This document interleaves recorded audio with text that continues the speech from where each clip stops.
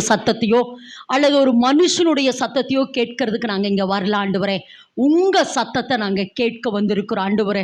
நீர் எங்களோடு கூட பேசுவீராக. இந்த சிலுவையை குறித்த ஆழமான காரியங்களை எங்களோடு கூட ஆண்டவரை பேசி கொண்டிருக்கிறீரே.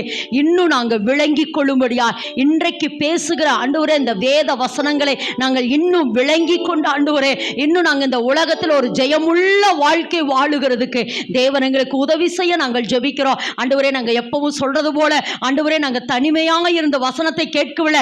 ஆவியானவர் எங்களுக்கு விளக்கி கொடுக்க நாங்க கேட்கிறோம். ஆவியானவர் எங்களுக்கு ஒத்தாசை செய்ய நாங்க கேட்கிறப்பா. உங்க பாசமுள்ள கரங்களுக்கு எங்களை ஒப்பு கொடுத்து நாங்க ஜெபிக்கிறப்பா. நீங்க பேசுங்க, நாங்க கேட்கிறோம். எனக்கும் எங்களுக்கும் பிரயோஜனமா இருக்க பேசுவீராக. இயேசு கிறிஸ்துவின் நாமத்தில் ஜெபிக்கிறோம் ஜீவனுள்ள நல்ல பிதாவே, ஆமேன் ஆமேன். மீண்டும் ஒருக்கா இந்த வேத வசனத்தை மைக்கில வாசிக்க கேட்போம். நமக்கு எதிரடையாகவோ கட்டளைகளால் நமக்கு விரோதமாகவும் இருந்த கையெழுத்தை குலைத்து அதை நடுவில் இராதபடிக்கு எடுத்து சிலுவையின் மேல் ஆணி அடித்து துரைதனங்களையும் அதிகாரங்களையும் உரிந்து கொண்டு வெளியரங்கமான கோலமாக்கி அவைகளின் மேல் சிலுவையிலே வெற்றி சிறந்தார். ஆமேன் என்று சொல்லலாமா? இன்றைக்கு தேவன் நம்மளோடு கூட பேசுகிற வார்த்தையினுடைய தலைப்பு இயேசு கிறிஸ்து சிலுவையிலே பிசாசை அல்லது சாத்தானை தோற்கடித்தார். எல்லாரும் ஆமேன் என்று சொல்லலாமா? திரும்ப அந்த வார்த்தை சொல்லுங்க. இயேசு கிறிஸ்து சிலுவையிலே சாத்தானை நல்லா தோற்கடிச்ச மாதிரி நல்ல பலனா சொல்லுங்க பார்க்கலாம். அவனை ஒரு அப்புறம் மாதிரி சொல்லுங்க பார்க்கலாம் எல்லாரும் சேர்ந்து. ஆமா, இயேசு கிறிஸ்து சிலுவையிலே சாத்தானை, இதுக்கெல்லாம் பயப்பட மாட்டாங்க. இன்னும் கொஞ்சம் சத்தமா சொல்லுங்களேன். இயேசு கிறிஸ்து, ஆமா, உங்களெல்லாம் இடி முழக்க பிரசங்கியாருன்னு சொல்றாங்க. அப்படி இடி முழக்க மாட்டால நீங்க பேசணும். சொல்லுங்க, சாத்தானை தோற்கடித்தார். எல்லாரும் சத்தமா சொல்லுங்க, சாத்தானை. இயேசு கிறிஸ்து சிலுவையிலே சாத்தானை தோற்கடித்தார். இந்த இடத்துல ரெண்டு காரியம் சொல்லப்பட்டிருக்கிறது. அதாவது ரெண்டு காரியத்தை அழித்தார் அல்லது தோற்கடித்தார் என்று சொல்ல முடியும், அல்லது முடித்தார் என்று சொல்ல முடியும். இந்த வார்த்தை நல்ல வார்த்தை, முடித்தார். ரெண்டு காரியத்தை இந்த இடத்துல முடித்திருக்கிறார். ஒன்று, 14வது வேத வசனம், எனக்கு எதிரடையாகவும் கட்டளைகளால் விரோதமாகவும் இருக்கிற கையெழுத்தை என்ன செஞ்சாரா? குலைத்தார். இது எதை குறிக்குது? நியாயப்பிரமாணத்தை குறிக்கிறது. கட்டளைன்னு இருக்கு அந்த இடத்துல. அப்ப என்ன எதுக்குன்னா, இதை நான் கடந்த வாரமே உங்களுக்கு நான் பிரசங்கித்தேன். அதாவது இயேசு கிறிஸ்து மனிதனை என்ன செஞ்சார்? உண்டு பண்ணி அந்த எத்தனை காலம்? 7 காலங்கள். அதுல முதல்ல மனசாட்சியின் காலம், அறியாமையின் காலம், மனித அரசாட்சியினுடைய காலம், அடுத்த இந்த காலம் நியாயப்பிரமாணம். நியாயப்பிரமாணத்துக்கு கீழ்ப்படியணும்னு சொல்லி தேவன் மனிதனுக்கு கட்டளை கொடுத்தார். நியாயப்பிரமாணத்தை அவன் கீழ்ப்படியாதபடினாலே, சரி நீ ஒரு பலி செலுத்துற பொழுது நீ நீதிமானாக்க முடியும். ஏன்னா தேவனுடைய பெரிய திட்டமே நம்மளை தேவனோடு ஒப்புரவாக்கணும். ஆமென் என்று சொல்லலாமா? நம்மளை தேவனோடு ஒப்புரவாக்கணும் அப்படிங்கிறதா தேவனுடைய திட்டம். அப்படி ஒப்புரவாக்குறதுக்கு நியாயப்பிரமாணத்தை குறித்து அதை கீழ்ப்படிய சொன்னார். அதுல மனுஷன் என்ன செய்யல? கீழ்ப்படியல. சரி, கீழ்ப்படியாட்டி பரவாயில்லப்பா, நீ நியாயப்பிரமாணத்தின்படி என்ன செய்ய? பலி செலுத்தினா நீ என்ன செஞ்சலாம்? என்னோடு கூட ஒப்புரவாக்கணும்னு சொன்னா. ஆனா மனிதன் அதிலும் என்ன ஆனானா? தோற்று போயிட்டா. என்ன ஆயிட்டா? அதையும் அவனால நிறைவேற்ற முடியல. எத்தனை இருக்குது? 10 கட்டளை, அடுத்து 613 சட்டங்கள், அடுத்து 2000. இதெல்லாம் நம்ம ஏற்கனவே பிரசங்கித்திருக்கிறோம். கடந்த வாரத்துக்கு முந்தின வாரம் நியாயப்பிரமாணத்தை குறித்து பேசியிருக்கிற. இயேசு நியாயப்பிரமாணத்தை எப்படி சிலுவையிலே நிறைவேற்றினார் என்று பேசியிருக்கிறோம். திரும்ப சொல்லுங்க. 10 கட்டளை, 613 சட்டங்கள், 2700 கற்பனைகள், அடுத்து 5 பலிகள். ஓகேவா? இதை எல்லாவற்றையும் நிறைவேற்றினாதான் ஒரு மனுஷன் நீதிமானாக முடியும். அப்பொழுதுதான் அந்த மனுஷன் தேவனோடு ஒப்புரவாக முடியும் என்பது பழைய ஏற்பாட்டினுடைய சட்டம். இதை நிறைவேற்றினா தான் நம்ம யாரோட இணைய முடியும்? தேவனோடு கூட இணைய முடியும். இதை நிறைவேற்ற மனிதனால் முடியவில்லை என்று தேவன் அறிந்துதான் இதை இத்தனை காரியத்தையும் சிலுவையிலே நிறைவேற்றுகிறதுக்கு யார் அனுப்பினாரு? நல்லா சொல்லுங்க, யார் அனுப்பினாரு? இயேசு கிறிஸ்துவை அனுப்பினார். அப்ப இயேசு கிறிஸ்து நமக்காக இந்த பூமியில வந்து சொல்லுங்க, 10 கட்டளை, 613, அடுத்து 2700க்கும் மேற்பட்ட கற்பனைகள் 5 பலிகளை சிலுவையிலே நிறைவேற்றி முடித்தார். எல்லாரும் கரந்தட்டுங்க பார்க்கலாம். எல்லாவற்றையும் சிலுவையிலே நிறைவேற்றி முடித்தார். கடந்த நாட்களிலே சொன்ன, அதாவது பழைய ஏற்பாட்டின் காலம் என்பது கீழ்ப்படிந்தால் உனக்கு ஆசீர்வாதம். சொல்லுங்க, பழைய ஏற்பாட்டின் காலத்தில் எப்படி? கீழ்ப்படிந்தால் ஆசீர்வாதம். புதிய ஏற்பாட்டின் காலத்தில் இயேசு செய்து முடித்ததை நீங்கள் விசுவாசித்தால் ஆசீர்வாதம். புரிஞ்ச? திரும்ப சொல்லுங்க, பழைய ஏற்பாட்டின் காலம் எப்படிப்பட்டது? நல்ல சத்தமா, கீழ்ப்படிந்தா ஆசீர்வாதம். புதிய ஏற்பாட்டின் காலத்தில் இயேசு கிறிஸ்து எனக்காக சிலுவையிலே எல்லாவற்றையும் முடித்து விட்டார் என்று விசுவாசித்தால் ஆசீர்வாதம். ஆமேன் என்று சொல்லலாமா? கடந்த நாட்களே எனக்கு ஒரு சத்தியத்தை சொன்னார். அதை மட்டும் சொல்லிட்டு நான் இந்த இன்னைக்கு தேவன் பேசுகிற சத்தியத்துக்குள்ளே வரேன். அதாவது நான் என்ன சொல்ல வரேன்னா, இப்போ நியாயப்பிரமாணம் இதெல்லாம் நம்ம நிறைவேற்றணும். இது யாருடைய காலம் என்றால் ஆதாமுக்குள் நம்ம இருக்கிற வரைக்கும். வேதத்தில் ஒரு வசந்த வாசிங்க. 1 கொரிந்தியர் 15:22, 1 கொரிந்தியர் 15:22 வாசிங்க பார்க்கலாம். ஆதாமுக்குள் எல்லாரும் மரிக்கிறது போல கிறிஸ்துவுக்குள் எல்லாரும் உயிர்ப்பிக்கப்படுவார்கள். நல்ல விளைங்கம்மா. இப்போ நான் ஆதாமின் மனுஷனா இருந்தா இந்த 5 காரியங்களையும் நான் நிறைவேற்ற வேண்டும். எல்லாரும் ஆமென் என்று சொல்லுங்க. நான் ஆதாமுக்குள் இருந்தால், ஏன்னா நான் ஏற்கனவே சொல்லியிருக்கிறேன், ஆதாமை தேவன் உண்டு பண்ற பொழுதே யாரையும் உண்டு பண்ணினாரு? ஜாக்லினையும் தேவன் உண்டு பண்ணினாரு. சொல்லுங்க, உங்க வேற சொல்லுங்கம்மா. ஆதாமை தேவன் உண்டு பண்ற பொழுதே, ஆமா, அவங்களே. ஏன்னா நான் இதை என்னம்மா இப்படி இருக்கீங்களேம்மா, எத்தனை முறைமா நான் சொல்றது இதைய. ஒரு ஜெராக்ஸ் எடுக்கிறோம் அப்படின்னா அந்த ஜெராக்ஸ்ல இருந்து அதாவது நம்ம எழுதி பாருங்க, எங்க பிள்ளைகிட்ட கொடுத்து இதைய ஜெராக்ஸ் எழுதிட்டு எடுத்துட்டு வாங்கன்னா அவங்க ஒண்ணுதான் எழுதுனாங்க, ஆனா எத்தனை காப்பி எடுத்தாங்க பாத்தீங்களா? 25-30 காப்பி எடுத்தாங்க. அதே போலதான் ஆதாம். இதெல்லாம் உங்களுக்கு ஒருவேளை ஒரு சில புதுசா வந்தனாலும் உங்களுக்கு புரியாத, ஆனா நான் வேகமா போறேன், எனக்கு நேரம் இருக்கணும். அப்போ ஆதாமை தேவன் உண்டு பண்ற பொழுதே ஆதாமுக்குள்ள யார் இருந்தா? ஏவாளுன்னு சொல்றீங்க. நீங்க இருந்தீங்க சொல்லுங்க. நான் இருந்தா, ஜாக்லின் இருந்தா, நீங்களும் சொல்லுங்க. ஆதாம், ஏன்னா உன் தாயின் கருவில உருவாகுவதுக்கு முன்னே அல்லது எலும்புகள் உருவாகுவதுக்கு முன்னே அவருடைய கண்கள் உங்களை கண்டது. அப்படின்னா நீங்க ஏன் தெரியுமா தப்பா சொல்றீங்க? இங்க இல்லேன்னு அர்த்தம். நீங்க இன்னும் இங்க வரலம்மா. சரி, ஓகே, சொல்லுங்க. ஆதாமு உண்டாக்குற பொழுது ஆதாமுக்குள்ள சொல்லுங்க நான் இருந்த, ஜாக்லின் இருந்தா, உங்க பேரை சொல்லுங்க. ஆமா. அப்போ ஆதாம் பழத்தை புசித்த பொழுது யாரும் பழத்தை புசிச்சா? நானும் பழத்தை புசிச்சேன். ஆதாம் பாவமான பொழுது யாரும் பாவமான? நானும் பாவமான. அதனால நான் யாரோட நெருங்க முடியல? தேவனோட நெருங்க முடியல. எத்தனை பேருக்கு புரியுது? ஆமா, நான் தேவனோட நெருங்க முடியல. இது ஆதாமின் மனுஷன். இப்போ அடுத்த வேத வசனம் பாருங்க. ஆதாமுக்குள், அடுத்து அதே வார்த்தையை வாசிங்க. ஆதாமுக்குள் 1 கொரிந்தியர் 15:22. ஆதாமுக்குள் எல்லாரும் மரிக்கிறது போல கிறிஸ்துவுக்குள் எல்லாரும் உயிர்ப்பிக்கப்படுவார்கள். கிறிஸ்துவுக்குள் சொல்லுங்க எல்லாரும். கிறிஸ்துவுக்குள் சொல்லுங்க எல்லாரும். கிறிஸ்துவுக்குள் அப்படின்னு என்ன அர்த்தம்னா, ஆதாமுக்குள் நான் மறிச்சிட்டேன். சொல்லுங்க. அதாவது எப்படி சொன்னா, ஆதாமு கனி சாப்பிட்ட பொழுது நானும் கனியை சாப்பிட்டேன், நானும் பாவியான. ஆனா ஒண்ணே எப்ப நான் ஞானஸ்தானம் எடுத்தேனோ, எத்தனை பேர் ஆமேன் என்று சொல்றீங்க?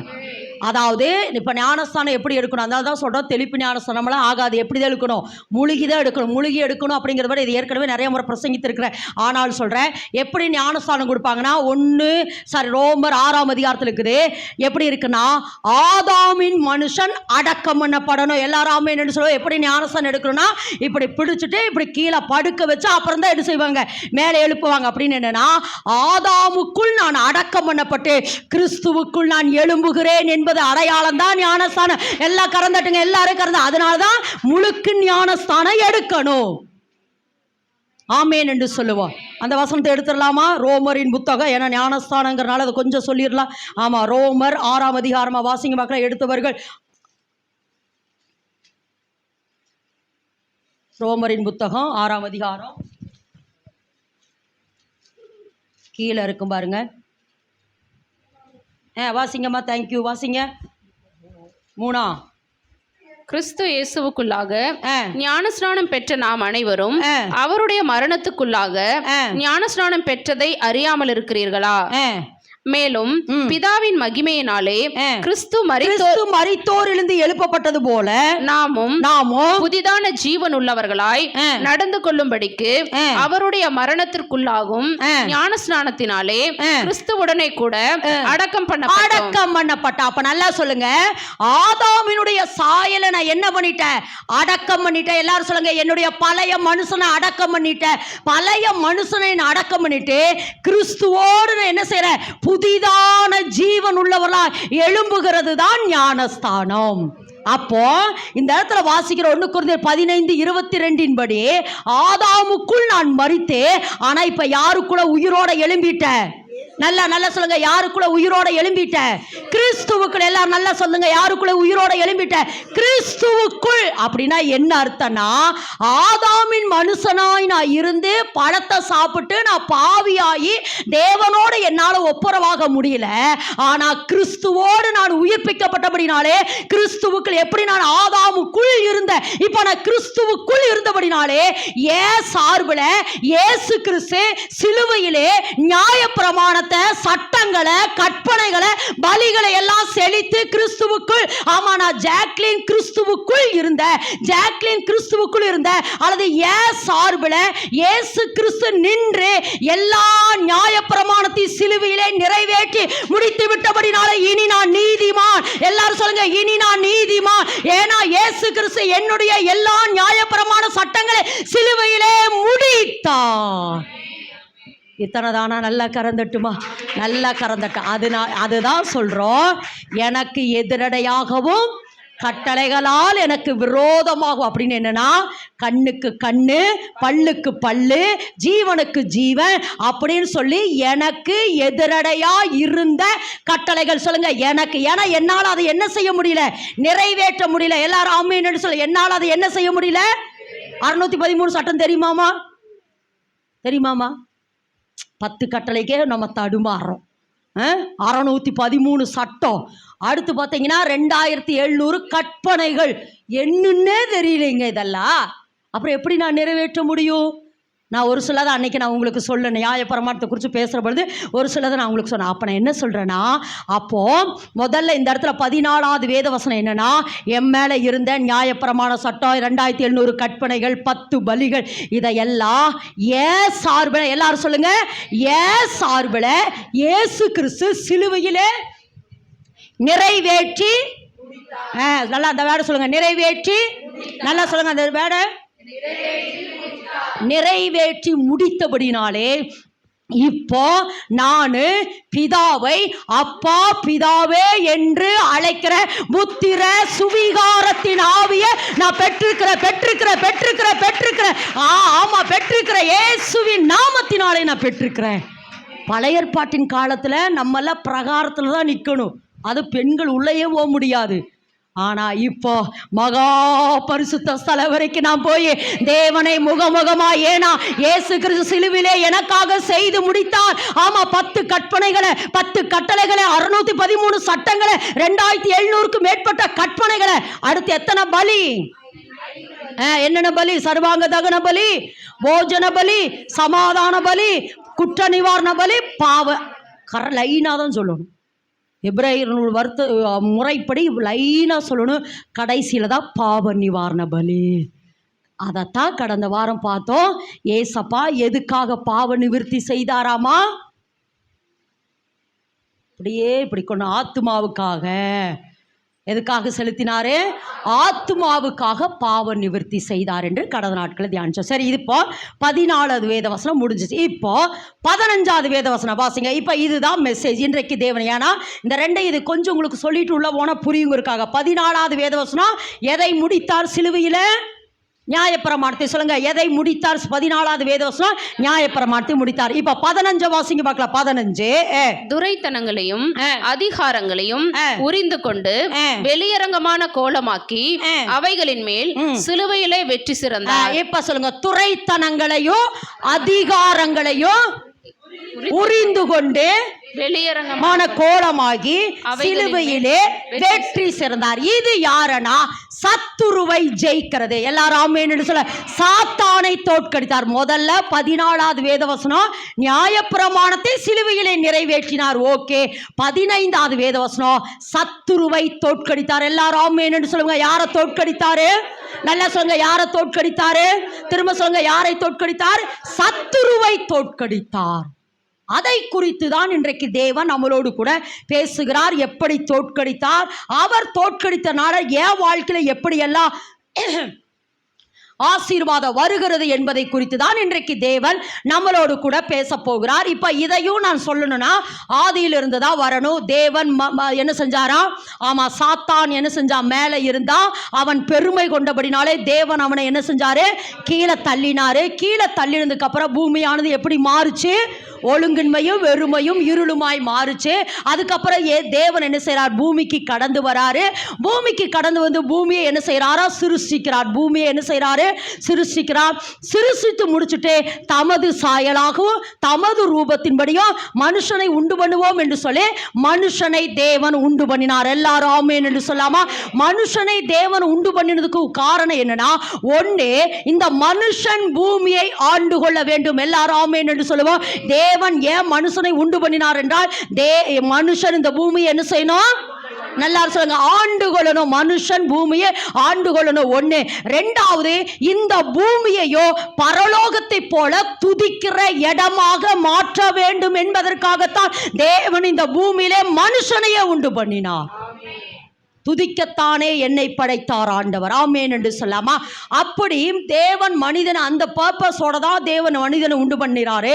உண்டு பண்ணிட்டு வாசிப்போமா? வாசிப்போம். ஆதியாகமத்தின் புஸ்தகம் 1ஆம் அதிகாரம் 26, 27, 28. இதை தான் இன்றைக்கு மைய வசனங்கள். வாசிங்க பார்க்கலாம். பின்பு தேவன் தமது சாயலாகவும், மைக்கில் வாசிப்போம், மித்த எல்லாருமே வாசிப்போம். பின்பு தேவன் எல்லாருமே நமது சாயலாகவும் நமது ரூபத்தின் படியையும் மனுஷனை உண்டாக்குவோமாக, அவர்கள் சமுத்திரத்தின் மச்சங்களையும் ஆகாயத்து பறவைகளையும் மிருக ஜீவன்களையும் பூமி அனைத்தையும் பூமியின் மேல் ஊறும் சகல பிராணிகளையும் ஆளக்கடவார்கள் என்றார். தேவன் தம்முடைய சாயலாக மனுஷனை சிருஷ்டித்தார். அவனை தேவ சாயலாகவே சிருஷ்டித்தார். ஆணும் பெண்ணுமாகவே அவர்களை சிருஷ்டித்தார். பின்பு தேவன் அவர்களை நோக்கி, நீங்கள் பலுகி பெருகி பூமியை நிரப்பி அதை கீழ்ப்படுத்தி சமுத்திரத்தின் மச்சங்களையும் ஆகாயத்து பறவைகளையும் பூமியின் மேல் நடமாடுகிற சகல ஜீவ ஜந்துக்களையும் ஆண்டு கொள்ளுங்கள் என்று சொல்லி தேவன் அவர்களை ஆசீர்வதித்தார். சொல்லுங்க. நான் எதற்கு ஆசீர்வதிக்கப்பட்டிருக்கிறேன் என்றால், இந்த பூமியிலே பலுகி பெருகி நிரப்பி கீழ்ப்படுத்தி நான் என்ன செய்யணும்?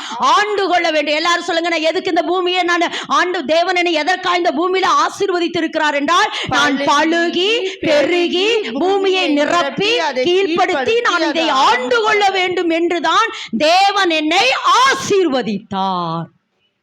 இந்த பர்பஸுக்காக தான், அல்லது இந்த நோக்கத்துக்காக தான் தேவன் என்ன செஞ்சாரா? இந்த பூமியில தேவன் என்னை வைத்தார். அதுக்கப்புறம் ஆண்டு கொள்ளுங்கள் என்று சொன்னார். அதுக்கப்புறம் மண்ணினாலே மனிதனை உண்டு பண்ணி அவனுக்குள்ள ஜீவ சுவாசத்தை ஊதி அவனை என்ன செஞ்சாரா? ஜீவாத்மாவாக மாறி, அதற்கப்புறம் ஏவாளை உண்டு பண்ணி, அதுக்கப்புறம் அவங்களை கொண்டு வந்து எங்க ஏதேன் தோட்டத்திலே கர்த்தர் வைத்து அந்த ஏதேன் தோட்டத்தை பண்படுத்தவும் காக்கவும் வைத்தார். இதுதான் தேவனுடைய பெரிய நோக்கம். ஆனா இது யாருக்கு பிடிக்கல? சாத்தானுக்கு பிடிக்கல. இத சாத்தானுக்கு என்ன செய்யல? பிடிக்கல. அப்போ இந்த பூமியை எப்படியாவது இவன் கையிலிருந்து பிடுங்கி விட வேண்டும் என்கிற ஒரு பெரிய நோக்கத்துக்காகத்தான் சாத்தான் யாரை சந்திக்கிறான்? ஏவாளை சந்திக்கிறான். இந்த இடத்துல ஒரு காரியத்தை சொல்றேன். நல்ல விளங்க. தேவன் என்ன நினைக்கிறார் என்றால், வானத்திலிருந்து இறங்கி வந்து அல்லது பரலோகத்திலிருந்து மனிதனை கொண்டு இறங்கி வந்து பூமியிலே ஆட்சி செய்ய வேண்டும் என்று தேவன் நினைக்கிறாரு. ஆனா சாத்தா என்ன தெரியுமா நினைக்கிறா? இந்த மனுஷனை வச்சு அப்படியே மேலே ஏறி ஏறி அந்த இடத்தை பிடிக்கணும்னு நினைக்கிறான். புரிஞ்சாம திரும்ப சொல்றேன். தேவன் என்ன நினைக்கிறாரு, பரலோகத்திலிருந்து இறங்கி வந்து இந்த மனிதனை வைத்து இந்த பூமியில இருக்கணும், இந்த பூமியை துதிக்கிற இடமா இந்த பூமியை ஆட்சி செய்யணும்னு யார் நினைக்கிறா? தேவன் நினைக்கிறார். ஆனா சாத்தா என்ன நினைக்கிறாரா, இதே மனிதனை பயன்படுத்தி, எப்படி இதே மனிதனை பயன்படுத்தி நான் மேல போய் ஆட்சி செய்யணும்னு நினைக்கிறா. எங்க? சிங்காசனத்துக்கு மேலாக. யாருடைய தந்திரம்? நல்லா சொல்லுங்க, இது யாருடைய தந்திரம்? சாத்தானுடைய தந்திரம். இப்போ என்ன செய்யறான்? 3ஆம் அதிகாரத்தில் அவன் வரான். வந்து யாரை முதல்ல சந்திக்கிறான்?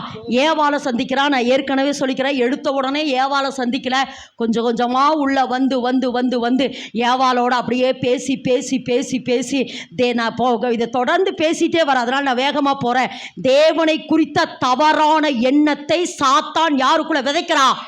ஏவாளுக்குள்ள விதைக்கிறான். அதாவது இந்த கனியை தேவன் சாப்பிடக்கூடாது என்று சொன்னது உண்டோ அப்படின்னு உள்ள வந்தா ஏவாள் சொல்றா, எல்லா கனியும் சாப்பிடலாம், ஆனா இந்த தோட்டத்தினுடைய மையத்தில் இருக்கிற இந்த மத்தியில் இருக்கிற கனியை மாத்திரம் சாப்பிட வேண்டான்னு தேவன் சொன்னார்னு சாத்தான் சொல்றா, இல்ல இல்ல, இந்த கனியை சாப்பிட்டா நீங்க யாரை போல மாறுவீங்க, தேவர்களை போல மாறுவீர்கள் என்று தேவன் அறிவார். அப்படின்னா என்ன அர்த்தம்னா, தேவன் அறிவார் அப்படின்னா என்ன அர்த்தம்னா, எங்க இந்த கனியை போல நீ கனியை சாப்பிட்டு நீ தேவனை போல மாறிடுவியோன்னு சொல்லிட்டு தான் தேவன் இந்த கனியை உங்களுக்கு சாப்பிட வேண்டாம்னு சொல்லிட்டான்னு சொல்லி தேவனை குறித்த தவறான எண்ணத்தை இன்னைக்கு வரைக்கும் பிசாசு விதைச்சிட்டு இருக்கிறா. இது தந்தரம், இது தந்தரம், பிசாசுனுடைய தந்தரம். அப்போ தேவனை குறித்த தவறான எண்ணத்தை சாத்தான் ஏவாளுக்குள்ள விதைச்சு, தேவனை குறித்த தவறான எண்ணங்கள் ஏவாளுக்குள் வந்தபடினாலே தேவனும் ஏவாள் ஆதாமும் பிரிந்து விட்டார்கள்.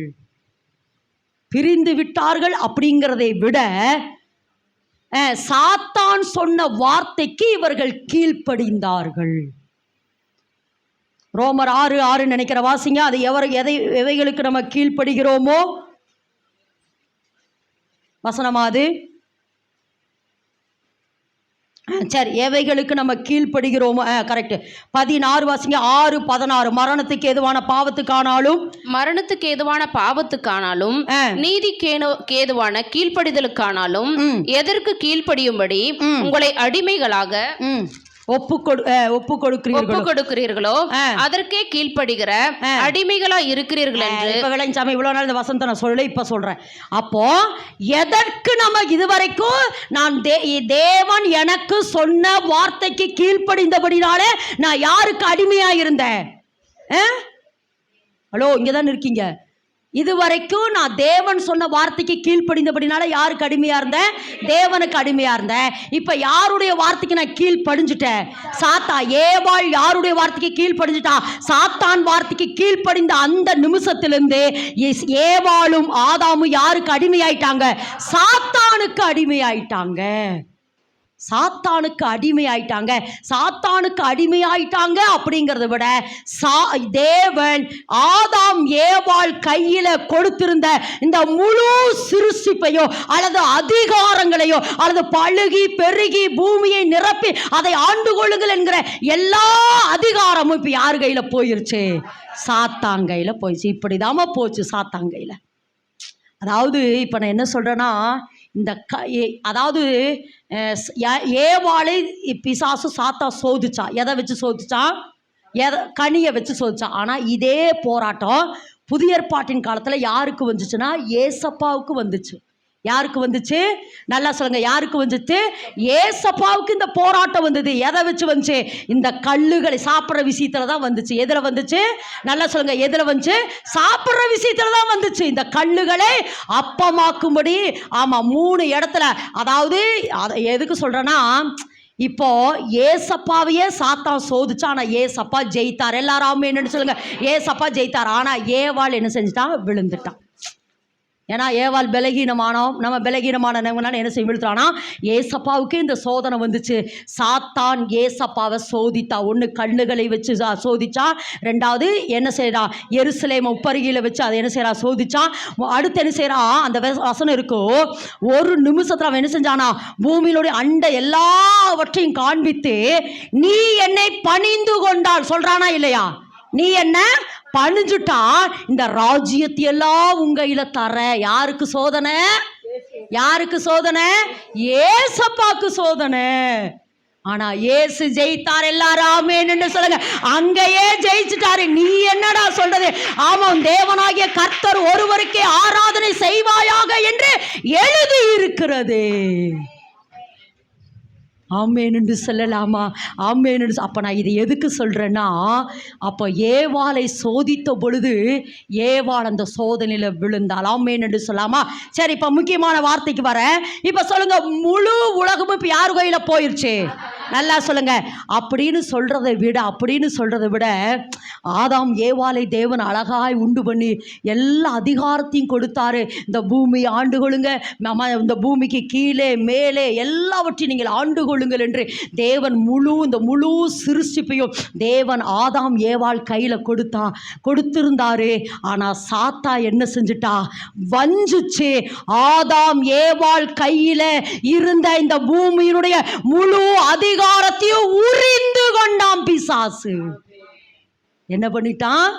நல்லா சொல்லுங்க, என்ன பண்ணிட்டான்? திரும்ப சொல்லுங்க, என்ன பண்ணிட்டான்? உரிந்து கொண்டான். எல்லாவற்றையும் உறிஞ்சிட்டான். ஏன்னா சாத்தானுடைய பெரிய வேலையை உறிஞ்சு கொள்றதுதான் அவனுடைய வேலை. அதாவது இப்படி வேணால் சொல்லாமே, சாத்தானுடைய பெரிய வேலை என்னென்ன, இது எல்லாருக்குமே இப்போ நடக்குது.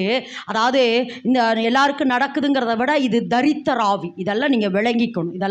விளங்கிக்கணும். நீங்கள் உள்ளே போக போக உங்களுக்கு ஒரு சில காரியத்தை கற்றுக் கொடுக்குறேன். ஏன்னா ஏசப்பாக்கு அந்த தேவனுடைய மகிமையினால் ஆதாம் ஏவாள் மூடப்பட்டிருந்தாங்க. அந்த பழுகி பெறுகிற ஆசீர்வாதம், அதிகாரத்தினுடைய ஆசீர்வாதம், ஆண்டு கொள்ளுகிற ஆசீர்வாதம், எல்லா ஆசீர்வாதமே ஆதாம் மேலே இருந்தது, ஏவாள் மேலே இருந்தது. ஆனால் பிசாசு எல்லாவற்றையும் உரிந்து கொண்டு அவர்களை நிர்வாணமாக்கினான். அவன் என்ன பண்ணிட்டான்? இன்னும் 2 இடத்துல நிர்வாணமாக்குவான. எந்த இடம் சொல்லுங்க பார்க்கலாம்? ஆரோன் அவர்களை நிர்வாணமாக்கி இருந்தான். புரிஞ்சாமா? அடுத்து ஒரு மனுஷன் எருசலேமிலிருந்து எரிகோவுக்கு போகிற பொழுது வஸ்திரங்களை அவன் உரிந்து கொண்டான். நல்லா விளங்கம்மா. உன் மேல கர்த்தர் மகிமையை வச்சிருக்கிறாரு, ஆசீர்வாதத்தை வச்சிருக்கிறாரு, சுகத்தை வச்சிருக்கிறாரு, மேன்மையை வச்சிருக்கிறாரு. ஆனா இன்னைக்கு பிசாசு எல்லாவற்றையும் உரிந்து கொண்டா. ஆனா அதைத்தான் சொல்றோம், இயேசு கிறிஸ்து எனக்காக சிலுவையில எனக்கு எதிரடையாகவும் கட்டளைகளால் விரோதமாகவும் இருக்கிற பிசாசின் கையெழுத்தை குலைத்து போட்டு, ஆமா துரைத்தனங்களையும் அதிகாரங்களையும் எல்லாவற்றையும் சிலுவையில இயேசு பிசாசின் கையிலிருந்து உரிந்து கொண்டார். அவன் உரிந்து கொண்டது மறுபடியும் எனக்கு உரிந்து கொண்டான். ஆமா, எனக்காக இயேசு கிறிஸ்து சிலுவையில சாத்தான் கையில இருந்த அதிகாரங்களை, ஆளுகைகளை, ஆசீர்வாதங்களை உரிந்து கொண்டான். நல்லா கரந்தட்டுமா? நல்லா கரந்தட்டு. பிசாசே, என் மேல இருந்த ஆசீர்வாதத்தை உறிஞ்சிட்டீல, என் மேல இருந்த மகிமையை உறிஞ்சிட்டீல. இன்னைக்கு நான் தரித்திரனா நிக்கிறேன், இன்னைக்கு நான் நிர்வாணியா நிக்கிறேன், இன்னைக்கு மகிமையை இழந்து நிக்கிறேன். ஏன்ட்டு நீ உரிந்து கொண்ட. ஆனா ஏசப்பா உங்ககிட்ட இருக்கிற எல்லாவற்றையும் உரிந்து கொண்டா. நல்லா கரந்தட்டுமா? நல்லா கரந்தட்டு. உரிந்து கொண்டா. சிலுவையில உரிந்து கொண்டாருமா. இன்னைக்கு தேவனாத குறிச்சுதான் அந்த உரிந்து கொண்ட ஆசீர்வாதம் என் வாழ்க்கையில இப்படி வருது. அதைத்தான் நானே இது நல்லா உள்ளே போயிருமா. இந்த இடத்துல நின்றுக்குங்க. இந்த இடத்துல இனி சாத்தானே என் எல்லைக்குள்ள உனக்கு கொஞ்சம் கூட இடம் இல்லை. என்னுடைய இதை எடுக்கவோ, என் சரீரத்தை பிடுங்கவோ, அல்லது என்னை தேவன் ஆசீர்வதித்திருக்கிற அந்த ஆசீர்வாதத்தை பிடுங்க உனக்கு கொஞ்சம் கூட உனக்கு அதிகாரம் இல்லை. ஆமேன் என்று சொல்லலாமா? ஆமாம், கொஞ்சம் சவுண்டு வைங்க பிரதர். ஆமாம், கர்த்தர் நல்லவர். சரி, இந்த இடத்துல வாசிக்கிறோம். இதுதான் ஓகே. இது கொஞ்சம் உங்களுக்கு முன்னணி, அதாவது முன்னுரையாட்டம் உங்களுக்கு இதை கொடுத்துருக்குறேன். சரி, ஓகே. இப்போ இந்த பிரபஞ்சம் யார் கையில் போயிடுச்சு? சரி, ஓகே. இப்போ இந்த பூமியில யார் ரொம்ப வேலை செய்யறா? இப்போ சொல்லுங்க, பிசாசே. நல்ல சத்தமா அதிகாரமா திட்டுற மாதிரி சொல்லுங்க, பிசாசே. இதுவரைக்கும் இந்த பூமியில, என் வாழ்க்கையில, என் குடும்பத்துக்குள்ள இதுவரைக்கும் நீ இருந்த. ஆனா இன்னைக்கு நீ யாருன்னு தெரிஞ்சுட்ட. இனி என் எல்லைக்குள்ள நீ இருக்கவே கூடாது. இனி நீ இருக்க கொஞ்சம் கூட உனக்கு இடம் இல்லை. இன்னைக்கு நான் அதான் ஏசப்பா சொன்னாரு, ஒவ்வொருவருடைய கையிலும் பட்டயத்தை கொடுத்து அனுப்ப போறாருமா. வெட்டணும், நீ வெட்டணும், நீ வெட்டணும், நீ சும்மா இருக்கக்கூடாது, நீ வெட்டணுங்கிற நான். ஆமென் என்று சொல்லலாமா? அப்போ சரி, ஓகே, இந்த பிரபஞ்சத்தில் இப்போ யார் இருக்கா? சாத்தா இருக்கிறா. ஆனால் அதுக்கு தான் சொல்கிறேன், இது வரைக்கும் இருந்திருக்கலாம், ஆனால் இனி என் வாழ்க்கையில் இருக்க முடியாது. அதை உங்க போய் சொல்லிடுற, அவனை பார்த்து சொல்லிடுவோம். சரி, ஓகே. இப்போ இந்த பூமியில் இவன் என்னென்ன காரியமெல்லாம் செய்கிறான்னு நிறைய இருக்குங்க. ஆனால் நான் நிறைய சொல்ல விரும்பலை. ஒரு சில வசனத்தை நீங்கள் வேக வேகமாக வாசித்தா நான் வேக வேகமாக சொல்லுவேன். வசனத்துக்கு ஆமாம் அடையாளத்தோடு கொடுப்பேன், இல்லைன்னா நான் கடகடன்னு வாசிட்டு வந்துடுவேன். முதலாவது இந்த பூமியில் நல்ல விளைக்க இவன் இந்த பூமியில் என்னென்னவெல்லாம் நமக்கு விரோதமாக செய்யறான்.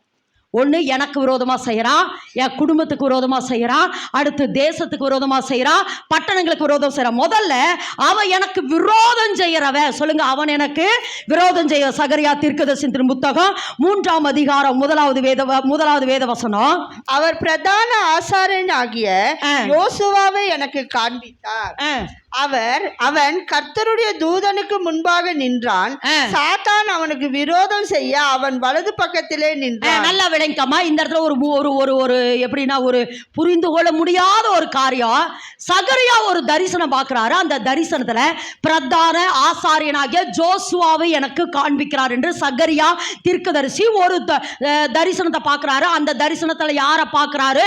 ஜோசுவாவை, பிரதான ஆசாரியனாகிய ஜோசுவாவை எனக்கு காண்பித்தார். ஜோசுவா யாருக்கு முன்பாக நிற்கிறான்? கர்த்தருடைய தூதன். நல்லா சொல்லுங்க, ஜோசுவா யாருக்கு முன்பாக நிற்கிறான்? கர்த்தருடைய தூதனுக்கு முன்பாக நிற்கிறான். அவன் பக்கத்துல யாரு நிற்கிறாங்களாமா? சாத்தான். இது எப்படிங்க? சாத்தானும் பக்கத்திலே நிற்கிறான். எதுக்கு நிற்கிறான்? விரோதம் செய்ய. நல்லா விளங்கமா. ஒருவேளை இன்னைக்கு நான் எழும்பி இன்னைக்கு இத்தனை காரியம் செய்யணும்னா அவன் பின்னாடியே வரா. உனக்கு என்ன செய்யணும்? ஒரு விபத்தை உண்டு பண்ணணும், உனக்கு ரத்தம் சிந்த வைக்கணும், அது உனக்கு விரோதமா சண்டை போடணும், உனக்கு விரோதமா மனிதர்களை எழுப்பணும், உனக்கு விரோதமா. அப்போ நல்லா விளங்க, சாத்தா முதல்ல நமக்கு விரோதமா இந்த பூமியில இருக்கிற. நல்லா விளங்கமா. நான் சொல்றேன், திரும்ப சொல்றேன், இந்த மைய வசனத்தை பிடிச்சுக்குங்க. எல்லாவற்றையும் இயேசு கிறிஸ்து சிலுவையிலே உரிந்து கொண்டா, அதை மட்டும் மைண்ட்ல வச்சுங்க. ஆனா ஒரு சிலதை நான் சொல்றேன், இதெல்லாம் என் வாழ்க்கையில இனி இருக்க கூடாதுங்கிற. நான் இதுவரைக்கும் ஒரு வேளை இருந்திருக்கலாம், ஆனா என்ன செய்யக்கூடாது? இனி இருக்கக்கூடாது. விரோதம் செய்ய நிற்கிறான். நம்ம அடுத்து எந்த நேரமும் என்னை குற்றப்படுத்துகிறவன் ஓயாம குற்றப்படுத்திட்டே இருக்கிறான். ஜாக்லின் பாரு, இன்னைக்கு காலையில் எழும்பி ஜெபிக்கல. ஜாக்லின் பார்த்தியா பொய் சொல்லிட்டான். ஜாக்லின் பார்த்தா சண்டை போட்டான். ஜாக்லின்ங்கிறீங்களே, தேவன்கிட்ட போய் நிற்பான். ஜாக்லின் அப்படிதான் யாரை போய் குற்றப்படுத்தினான்? யோபுவை. ஆமா, மோசைய யோபுவை குற்றப்படுத்தினான். யோபுங்கிறீங்களே அப்படின்னு சொல்லி யோபுவை. அப்போ எந்த நேரமும் என்ன செய்யறான்? எனக்கு விரோதமாக குற்றப்படுத்துகிறான். அப்போ ஏசப்பா சொல்வார், ஓகே ஜாக்லின் தப்பு செஞ்சாலும் பரவாயில்ல, அவளுக்காக நான் ரத்தத்தை சிந்தி இருக்கிறேன் பார்த்தியா, அந்த ரத்தம் பரிந்து பேசுனேன். ஏசப்பா எனக்காக பரிந்து பேசி கொண்டு இருக்கிறார். அப்போ விரோதம் செய்கிறவன், குற்றப்படுத்துகிறவன், அடுத்து பாருங்க இடரல் உண்டாக்குறவன். மத்தேயு எழுதின சுவிசேஷம் 16ஆம் அதிகாரம் 23 வாசிங்க. மத்தேயு 16:23. அவரோ திரும்பி பேதுருவை பார்த்து, எனக்கு பின்னாக போ சாத்தானே, நீ எனக்கு இடரலா இருக்கிறாய், தேவனுக்கு ஏற்றவைகளை என்ன செய்யறான்? இடரல் உண்டு பண்றவன் என்ன செய்யறான்? நான் அதாவது என்னன்னா, இப்ப நான் இன்னைக்கு காலையில எழும்பி நல்லா இன்னைக்கு ஜெபிக்கணும், இன்னைக்கு நல்லா தேவனோட இருக்கணும், நல்லா இன்னைக்கு என்ன செய்யணும்? வேதத்தை வாசிக்கணும், தேவனை ஆராதிக்கணும் அப்படின்னு சொன்னா அன்னைக்கு தான் எனக்கு இடரல் உண்டாக்குற மாதிரி ஏதோ ஒரு காரியத்தை பண்ணுவா. இது யாருடைய தந்திரம்? சாத்தானுடைய தந்திரம். உடனே உங்களை நீங்க காயப்படுத்திக்க கூடாது. பிசாசே என் மேல இருந்து கையை எடுத்துரு அப்படின்னு சொல்லி அவனுக்கு எதிர்த்து நிற்கிறான். அதெல்லாம் உங்களுக்கு பின்னாடி சொல்லி கொடுக்குறேன். அடுத்து இடரல் உண்டாக்குவான். அடுத்து பார்த்தீங்கன்னா சோதிக்கிறவன். அவன் யாராமா? சோதிக்கிறவன். ஏசப்பாவை சோதிச்சா. அப்படி நிறைய பேர்த்த என்ன செஞ்சானா? வேதத்துல சோதிக்கிறவனாய் அவன் இருந்தான். மார்க் 1:13 வாசிங்க. மார்க் 1:13. அவன் வனாந்தரத்திலே 40 நாள் இருந்து சாத்தானால் சோதிக்கப்ப. யார சோதிச்சானாமா? நல்லா சொல்லுங்க, யார? கோல் போட்டு பார்த்திருக்கிறான். விழுகுமா அப்படின்னு யார் மேல? ஏசப்பா மேல கோல் போட்டு பாத்துக்கிறா. ஏசு ஜெயித்தவர், ஆமேன் என்று சொல்லலாமா? ஏவாள் தோத்து போயிட்டா, ஆனா ஏசப்பா தோக்கல, ஆமேன் என்று சொல்லாமா? ஆனா இன்னைக்கு நம்மள சொல்றாரு, நான் உலகத்தை ஜெயித்தபடினாலே நீங்களும் இனி ஜெயிப்பீர்கள் என்று சொல்றாரு. நான் உலகத்தை ஜெயித்தபடினால் நீங்களும் ஜெயிப்பீங்கன்னு சொல்றாரு. நீங்களும் ஜெயிப்பீங்கன்னு சொல்றாரு. அடுத்து பாருங்க, ஆமா, அடுத்து சோதிக்கிறவன், அடுத்து கட்டுகிறவன். 18 வருஷமாய் லூக்கா 13:16 வாசிக்கிற பொழுது 18 வருஷமாய் கூனியாய் இருந்த அவளை சாத்தான் கட்டி இருந்தான். வாசிக்கிறாமா? சரி, அடுத்து போயிருவோம். அடுத்து பாத்தீங்க மெயினா 2 கொரிந்தியர் 2:21 வாசிங்க. 2 கொரிந்தியர் 2:21 வேகமா. 2 கொரிந்தியர் 2:21 மோசம் போக்குகிறவன்,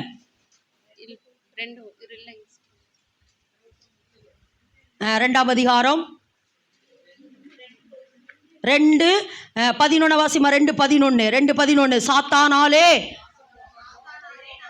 மோசம் போகாதபடி அப்படி செய்த. அப்ப அடுத்து யாராமா? அவன் மோசம் போக்குகிறவன். எல்லாரும் ஆமென் என்று சொல்லுவான். அவன் மோசம் போக்குகிறவன். அடுத்து 1 தெசலோனிக்கர் 2:18 வாசிக்கிற பொழுது பவுல் சொல்றாரு, சாத்தானாலே நான் தடை செய்யப்படுகிற அப்படின்னு சொல்றாரு. இப்ப சொல்லுங்க பார்க்கலாம், அவன் நமக்கு விரோதமாய் எழும்புகிறவன். எல்லாரும் கடகரமா ஒரு 7 காரியத்தை வேகமா சொல்லுங்க. அவன் நமக்கு எப்படிப்பட்டவன்? விரோதம் செய்கிறவன், அடுத்து குற்றப்படுத்துகிறவன், அடுத்து இடரல் உண்டாக்குகிறவன், அடுத்து சோதிக்கிறவன், அடுத்து என்னை கட்டிட்டே இருக்கிறான். அதாவது என்னன்னா, இன்னைக்கு காலையில் நான் நல்லா ஜோம் பண்ணி, ஏன்னா என் மைண்டில் ஒரு சில ஒரு பிரச்சனையினால நான் என்ன செஞ்சுட்டே இருக்கிறேன், நான் அப்படியே அந்த பிரச்சனையவே யோசித்து என்னால் ஜெபிக்க முடியல, வேதத்தை வாசிக்க முடியல அப்படின்னு சொல்லி நல்லா என்ன செய்கிறேன் அப்படின்னு சொன்னால், நல்லா ஆவியில் நிரம்பி ஜோம் பண்ணி நல்லா ரிலீஸ் ஆகி வெளியே வந்தோடனே இன்னொரு பிரச்சனை நிற்குது எனக்கு கட்டுறதுக்கு. அதனால நான் அடிக்கடி உங்களுக்கு சொல்கிறேன்னா, மரணம் அவரை கட்டப்பட்டிருக்க கூடாது. அப்போ மரணம் ஏசப்பாவை கட்டப்பட்டிருக்க கூடாதுன்னா பிரச்சனை என்ன கட்டக்கூடாது. எல்லாரும் என்னன்னு சொல்லுவா, பிரச்சனை என்ன கட்டக்கூடாது. நல்லா வாயை திறந்து சொல்லுங்க, பிரச்சனை என்னை கட்டக்கூடாது. சாத்தானை என்னை கட்ட உனக்கு அதிகாரம் இல்லை. என் மைண்டை கட்ட உனக்கு அதிகாரம் இல்லை. என் துதிக்க முடியாதபடியே வாயை கட்ட உனக்கு அதிகாரம் இல்லை. அதிகாலையில எழும்ப ஜெபிக்க முடியாதபடி ஆமா ஆமா ஆமா என்னை கட்டுகிறதுக்கு உனக்கு அதிகாரம் இல்லை. கையை எடு, கையை எடு, கையை எடு, கையை எடு பிசாசே. ஏன்னா நான் இதெல்லாம் சொல்லிட்டு விவரமாக சொன்ன ரொம்ப நேரம் ஆயிடும். அடுத்து மோசம் போக்குறவன். இதில் ஒரே ஒரு காரியத்தை மட்டும் சொல்கிறேன். இவன் யாராமா? அந்த வசனத்தை எடுங்க பார்க்கலாம். மோசம் போக்குகிறவன் இவன் சாத்தான். யாராமா? அதாவது மெயினாக நம்மளை மோசம் போக்குகிறது எதுக்கு தெரியுமா? அந்த மேல் வேத வசனத்தை வாசிங்க. அதுக்கு மேல் வேத வசனத்தை வாசிங்க. அதாவது இருங்க 10 வாசிமா. எவனுக்கு நீங்கள் மன்னிக்கிறீர்களோ அவனுக்கு நானும் மன்னிக்கிறேன், மேலும் எதை நான் எவனுக்கு நீங்கள் மன்னிக்கிறீர்களோ அவனுக்கு நானும் மன்னிக்கிறேன், மேலும் எதை நான் மன்னித்திருக்கிறேனோ அதை உங்கள் நிமித்தம் கிறிஸ்துவனுடைய சன்னிதானத்திலே மன்னித்திருக்கிறேன். சாத்தானாலே நாம் மோசம் போகாதபடிக்கு அப்படி செய்தேன். போதும் இந்த இடத்துல வாசிக்கிறோம். அதாவது இந்த வார்த்தை இது பெரிய மெசேஜுமா, ஆனால் கொஞ்சம் சொல்லியாரேன். ஆனால் இது ரொம்ப முக்கியங்கிறனால சொல்கிறேன். சாத்தானால் நீங்கள் மோசம் போகாமல் இருக்கிறதுக்கு மெயின் என்னன்னா, மன்னிக்கிற இருதயம் எல்லாருக்குள்ளேயும் வேணுமா. ஏன்னா வேற எதுலேயுமே சாத்தா நம்மளை மோசம் போக்க மாட்டான். இப்போ என்ன சொல்கிறது அப்படின்னா, இப்போ என் கணவனை குறித்து எனக்குள்ளே கசப்பு வளர்ந்துட்டே இருக்குது, அல்லது என் பிள்ளைகளை குறித்து கசப்பு எனக்குள்ளே வளர்ந்துட்டே இருக்குன்னா யார் எனக்குள்ளே வாசம் பண்ண முடியாது? ஏசப்பா வாசம் பண்ணவே முடியாதுமா, வாசம் பண்ணவே மாட்டார். நான் இன்னைக்கு அப்படி ஒரு காரியத்துக்கு ஜெபிச்சேன் பார்த்தீங்களா, அந்த காரியத்தை குறித்து ஒரு சிலர் எழுதிட்டு ஒரு கீழே எழுதுகிறாங்க, இப்பொழுது இவரை மன்னிக்காவிட்டால் அடுத்த வாரம் மன்னிப்பை குறித்து எப்படி பேசுவீர்கள்?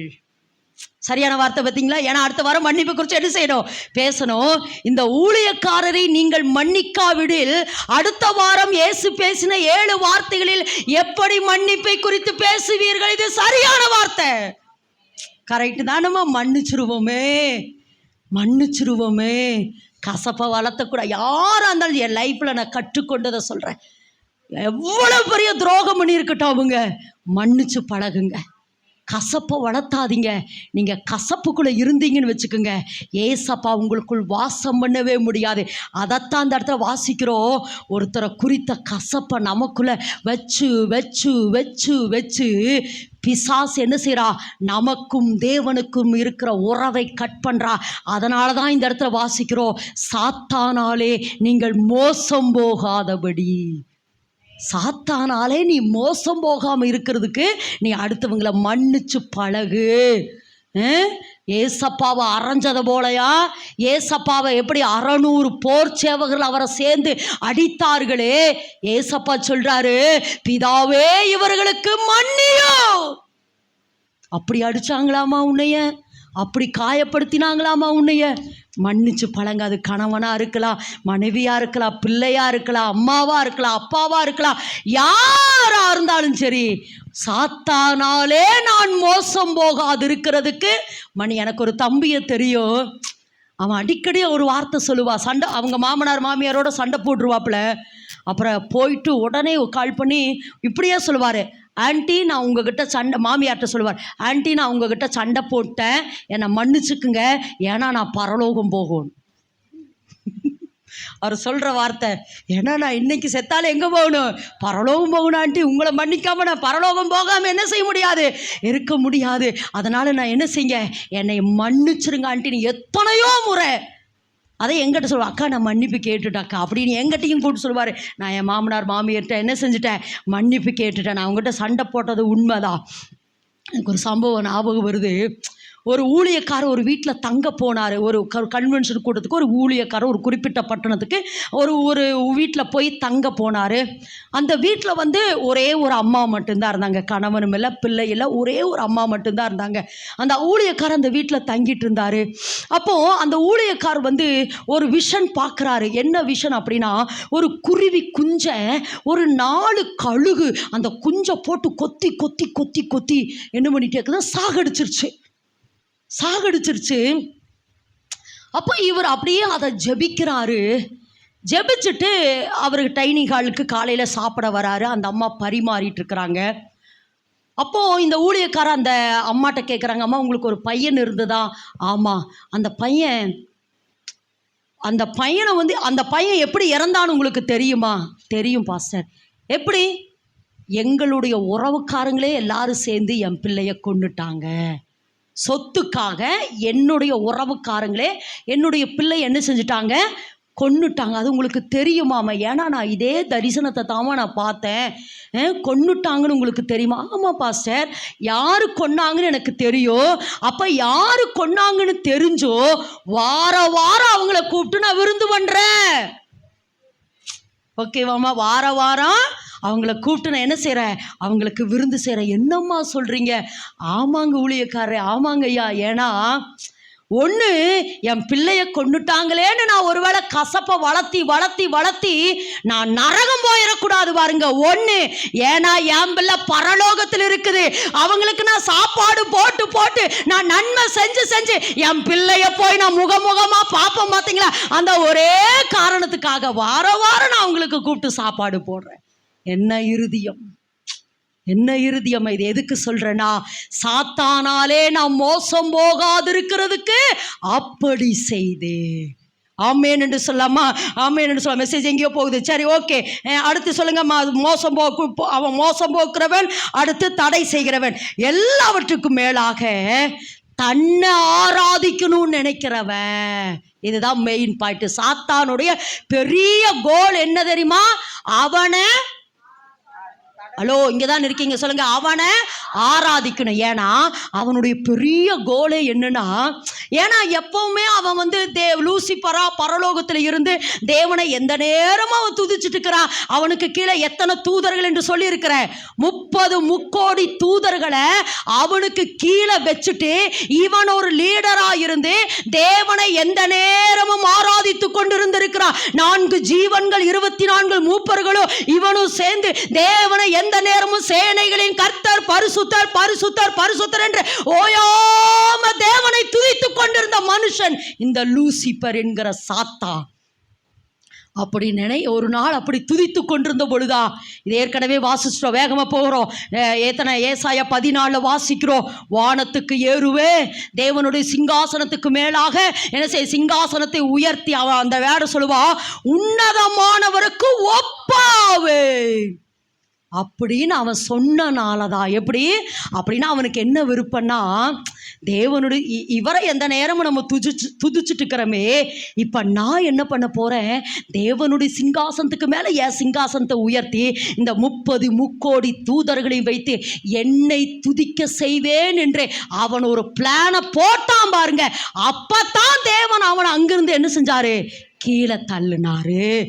கீழே தள்ள. அப்போ இவனுடைய விருப்பமே என்ன விருப்பம் சொல்லுங்க, இவனுடைய விருப்பமே என்ன விருப்பம், இவனை ஆராதிக்க செய்யணும் சொல்லுங்க. இவனுடைய விருப்பமே என்ன விருப்பம், இவனை ஆராதிக்க செய்யணும்.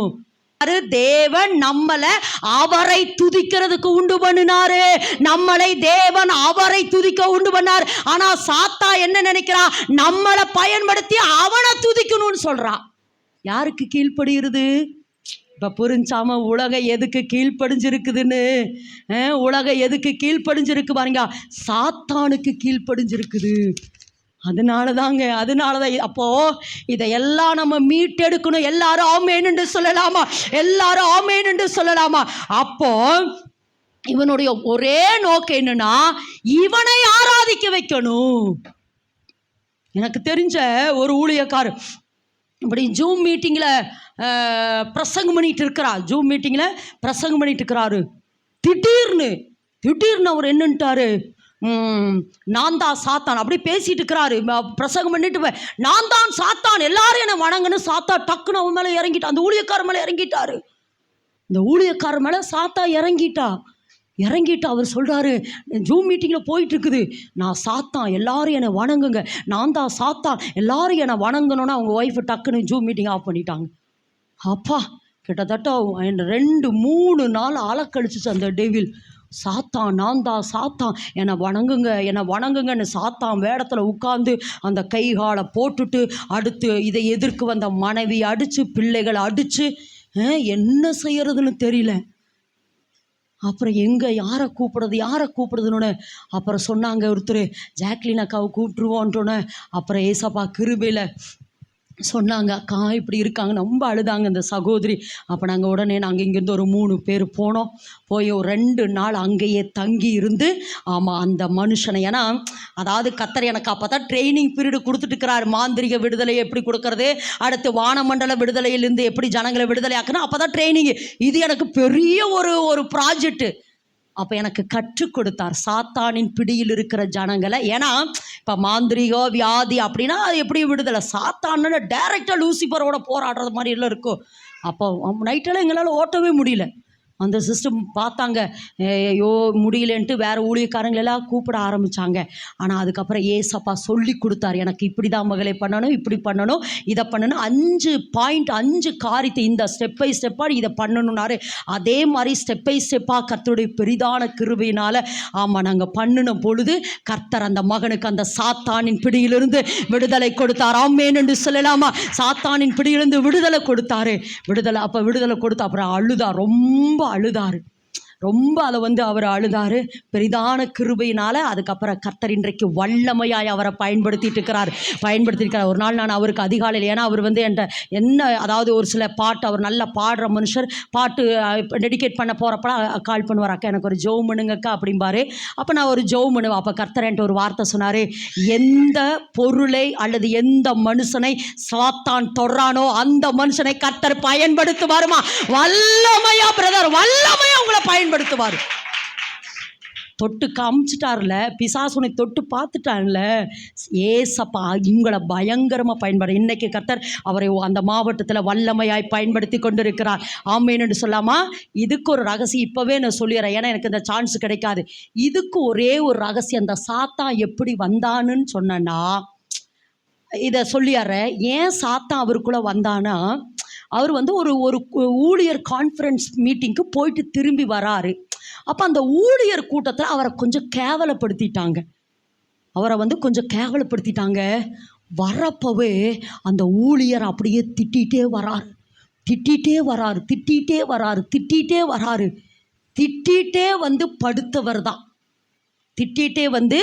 படுத்தவர் தான் அந்த ஊழியரை குறித்த கசப்பு அப்படியே அந்த உள்ளத்துக்குள்ள, அந்த ஊழியரை குறித்த கசப்பு 3 நாளாக படுத்து கிடந்தாரு. 4வது நாளில் எழும்பி ஜூம் மீட்டிங்கில் உட்கார்ந்தாரு, அந்த பிசாசு வந்துருச்சு. அப்போது நான் இதுக்கு தாமா சொல்கிறேன், கசப்பை யார் அப்போ எனக்கு கர்த்தர் அந்த 5 பாயிண்ட் சொல்லி கொடுத்தாரு பாருங்க. அதில் எனக்கு ஒரு பாயிண்ட் என்ன தெரியுமா சொல்லி கொடுத்தாரு, அதாவது எல்லாருக்கும் சொல்கிறேன், இது யூஸ்ஃபுல்லாக இருக்கும். கசப்பு நமக்குள்ளே இருக்கிற பொழுது, நல்லா விளங்கமா, ஒருத்தரை குறித்த கசப்பு நமக்குள்ளே இருக்கிற பொழுது, இந்த கசப்பு பொல்லாத கிரியை, இந்த கசப்பு நமக்குள்ளே இருக்கிறபடினாலே இந்த பொல்லாத கிரியைகளோடு பொல்லாத ஆவிகள் இணைஞ்சுக்கு. ஏன்னா நாங்கள் நைட்டெல்லாம் அவருக்குள்ள ஒவ்வொரு ஆவியாக வருது, ஒவ்வொரு ஆவியாக துரத்துறோம், ஒவ்வொரு ஆவியாக வருது. ஏன்னா அந்த கசப்போட அந்த பொல்லாத வானமண்டல ஆவி இணைஞ்சபடினாலே என்னன்னா நாங்கள் ஒவ்வொரு ஆவியாக துரத்துறோம். இந்த ஆவின்னு சொல்லுது, இயேசுவின் நாமத்தில் வெளியே போனால் அடுத்த ஆவி வருது. ஏன்னா இந்த வானமண்டல ஆவியோட இந்த கசப்பின் ஆவியும் வானமண்டல ஆவியும் இணைஞ்சிருச்சு. அப்போ எனக்கு ஏசப்பா சொல்லி கொடுத்தாரு, முதல்ல அந்த வானமண்டல ஆவியை வெட்டி போடு, அவரை செப்பரேட் பண்ண முதல்ல, அதுக்கப்புறம் தான் நீ துரத்தணும்னு சொல்லி கொடுத்தாரு. அதுக்கப்புறம் தான் துரத்தணும். ஆமேன். இப்போ நான் எதுக்கு சொல்கிறேன்னா, அப்போது உன் இருதயத்துக்குள்ளே கசப்பு இருந்தால் எந்த ஆவி இணைஞ்சிரும், நல்லா சொல்லுங்க, எந்த ஆவி இணைஞ்சிரும், வானமடு. அப்போ இன்னும் உனக்கு போராட்டம் வந்துட்டே தாமா இருக்குது. அதனால் ஒருவேளை நீங்கள் சொல்லலாம், ஆண்டவரே இவங்களை என்னால் மன்னிக்கவே முடியல ஆண்டவரேனா, எனக்கு மன்னிக்கிறதுக்கு உதவி செய்யுங்கன்னு கேளுங்க. ஏசப்பா, அதனால தான் அந்த ஏசப்பா ரத்தத்தை எடுத்து பூச பூச பூச அந்த மன்னிக்கிற இறுதியம், அந்த மன்னிக்கிற இறுதியம் நம்ம மைண்டுக்குள் வரும். ஆமேன்னு சொல்லலாமா? அப்போ எனக்கு ஏசப்பா என்ன சொல்கிறார்? ஆமாம் அடுத்து சொல்லுங்கள், இப்போ சொல்லுங்கள். இப்போ திரும்ப வேகமாக, விரோதம் செய்கிறவன், குற்றப்படுத்துகிறவன், இடரல் உண்டாக்குறவன், சோதிக்கிறவன், கட்டுகிறவன், அடுத்து மோசம் போக்குறவன், அடுத்து என்னது, தடை செய்கிறவன், கடைசியாக தன்னை ஆராதிக்கணும்னு நினைக்கிறவன். இது எல்லாம் யாருடைய தந்திரம்? சாத்தானுடைய தந்திரம். நல்ல விளக்கமா, சாத்தான், பிசாசு, அசுத்தாவி. அதாவது எப்படி சொல்ற, பிதா, இயேசு கிறிஸ்து, தூதர்கள். அதே போல சாத்தான், அடுத்து பிசாசு, அடுத்து அசுத்தாவிகள் தான் கிரியை செய்கிற ஆவிகள். அதுதான் அந்த தூதர்கள், அதெல்லாம் அவனோட தூதர்கள், அசுத்தாவிகளுடைய தூதர்கள். அப்போ நீங்கள் மெயின் சொல்கிறது இப்போ யாரை குறித்து தான் பேசுகிறோம்? சாத்தானை பற்றி இப்போ பேசுகிறோம். சாத்தான், ஆமாம், தன்னை ஆராதிக்கணும்னு நினைக்கிறவன் சாத்தான். இதெல்லாம் இவன் பூமியிலே இன்றைக்கு வரைக்கும் கிரியை செய்து கொண்டிருக்கிறவன். எல்லாரும் ஆமென் என்று சொல்லலாமா? சரி, ஓகே. இவனை எப்படி ஜெயித்தார்கள்? நிழலாட்டமா ஒரு காரியத்தை வேதத்திலிருந்து நான் உங்களுக்கு சொல்ல விரும்புகிறேன். நிழலாட்டம், இது நிழலாட்டம், இது பழைய ஏற்பாட்டில் நடந்த ஒரு நிழலாட்டம். ஆனால் இந்த சம்பவத்தை தான் நேற்று நான் எடுத்தேன். அப்பா, எவ்வளோ ஆழமான சத்தியம் இந்த சாப்டரில் இருக்குது. ஆனால் அதெல்லாம் நான் போனேன்னா அது ஒரு பெரிய மெசேஜ் ஆயிரும். ஏன்னா நான் மெயின் ஒரு காரியத்தை நான் உங்களுக்கு சொல்லணும்னு ஆவியானவர் சொல்லியிருக்கிறேன். அதனால் இதை லேசாக உங்களுக்கு டச் பண்ணுற. வாசிங்க 1 சாமுவேலின் புத்தகம் 17ஆம் அதிகாரம் 1வது வேத வசனம். பெலிஸ்தர் யுத்தம் பண்ணுகிறதற்கு தங்கள் சேனைகளை சேர்த்து யூதாவில் உள்ள சோக்கோவிலே ஒருமித்து கூடி சோக்கோவுக்கும் அசெக்காவுக்கும் நடுவே இருக்கிற எபேஸ் தம்மீமிலே பாளையம் இறங்கினார்கள். இவன் யாருன்னா பெலிஸ்தன். சொல்லுங்க, இவன் யாரு? இவன் யாரு? சத்தமா சொல்லுங்க. பெலிஸ்தன். பெலிஸ்தன் என்றால் யாருடைய சந்ததி என்றால் கானானின் சந்ததி. யாருடைய சந்ததி? சொல்லுங்க. பெலிஸ்தன் என்றால் யாருடைய சந்ததி? கானான். கானான் என்பவன் சபிக்கப்பட்டவன். எல்லாரும் ஆமென் என்று சொல்லுவாங்க. கானான் என்பவன் சபிக்கப்பட்டவன். இது எங்க நீங்க பார்க்கணும்னா ஆதியாகமத்தின் புஸ்தகம் 10ஆம் அதிகாரம் 6வது வேத வசனத்தை மட்டும் வாசிங்க. ஆதியாகமம் 10:6. வேகம் இல்ல, சரி 14 வாசிமா. 14 வாசிங்க. ஆதியாகமம் 10:14. பத்ருசீமையும் பெலிஸ்தரின் சந்ததிக்கு தலைவனாகிய கஸ்லூகியமையும் கப்தோரிமையும் பெற்றான். அவ்வளவுதான். அதாவது என்னன்னா, கானானின் சந்ததியை குறித்து இந்த இடத்துல சொல்லப்பட்டு இருக்கிறது. இந்த சந்ததி தேவனால், சொல்லுங்க, சபிக்கப்பட்ட சந்ததி. இந்த சந்ததியிலிருந்து வந்தவன் தான் பெலிஸ்தன். இந்த பெலிஸ்தன் சாத்தானுக்கு அடையாளம். எல்லாரும் ஆமென். இந்த பெலிஸ்தன் யாருக்கு அடையாளம்? நல்லா சொல்லுங்க, இந்த பெலிஸ்தன் யாருக்கு அடையாளம்? இப்போ இந்த பெலிஸ்தியனிலிருந்து ஒரு மனுஷன் எழும்புற. அவன் பேர் என்னது? அப்பாடா, எவ்வளோ லேட்டாக பதில் சொல்கிறீங்க பாருங்க. சொல்லுங்க. பெலிஸ்தன்லேருந்து ஒரு மனுஷன் எழும்புற. அவன் பேர் என்னது? இந்த கோலியாத் சாத்தானுக்கு அடையாளம். அதாவது வேதத்தில் பார்வோன் சாத்தானுக்கு அடையாளம், கோலியாத் சாத்தானுக்கு அடையாளம். இந்த இடத்துல கோலியாத் சாத்தானுக்கு அடையாளம். இந்த கோலியாத்தினுடைய அடி, அதாவது அவனுடைய உயரம் எத்தனைனா 11 அடி. எத்தனையாமா?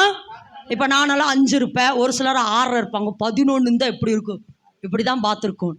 ஆனால் தாவீது எப்படி இருந்தார்? இப்படி இருந்தார். எத்தனை அடியாமா? அதாவது அவனை கொஞ்சம் அப்படியே சொல்கிறேன். அடுத்து பார்த்தீங்கன்னா அவன் போட்டிருந்த கவசம் இருக்குது பார்த்தீங்களா, அது 56 கிலோ. சும்மா அவனை கொஞ்சம் ஒரு இன்ட்ரோடியூஸ்க்காக சொல்ல வரேன். அடுத்து பார்த்தீங்கன்னா அவன் கையில் இந்த ஈட்டி 6 கிலோ. எத்தனை கிலோ? ஆமாம், இதெல்லாம் தூக்குறதுக்கு கொஞ்சம் கஷ்டம். 6 கிலோ ஈட்டியை தூக்கி எப்படி எரிஞ்சிருப்பா, யூஸ் பண்ணுப்பா. அப்போது எதுக்கு இதை சொல்கிறேன்னா, அவன் பெரிய ஈட்டி வச்சுருந்தான், பெரிய கேடகை வச்சுருந்தான் அப்படின்னு பயமுறுத்துவாங்கிறேன் நான் யாரு தெரியுமா? ராமன் யாருன்னு தெரியும். சாத்தானுங்க அதான் சொல்லுவாங்க, சாத்தானா அப்படி இப்படியெல்லாம் பண்ணாமல் நீங்கள் என்ன சார் ஒய்ய போல பார்க்கணும். ஆமேன்னு சொல்லுவோம். ஆமாம், சாத்தான் வந்தானுங்களா அப்படிம்பாங்க. பெருசாக இல்லை. அதனால தான் எப்போவுமே சொல்லுவாங்க, தேவனை பெரிதாக காட்டி சாத்தானை சின்னதாக காட்டணும். இதை எதுக்கு சொல்கிறேன்னா, உன் லைஃப்பில் பிரச்சனையை நீ ரொம்ப ரொம்ப ரொம்ப ரொம்ப ரொம்ப யோசிச்சுட்டே இருந்தீங்கன்னா சாத்தானை பெருசுபடுத்திகிட்டே இருக்கிறீங்கன்னு அர்த்தம்.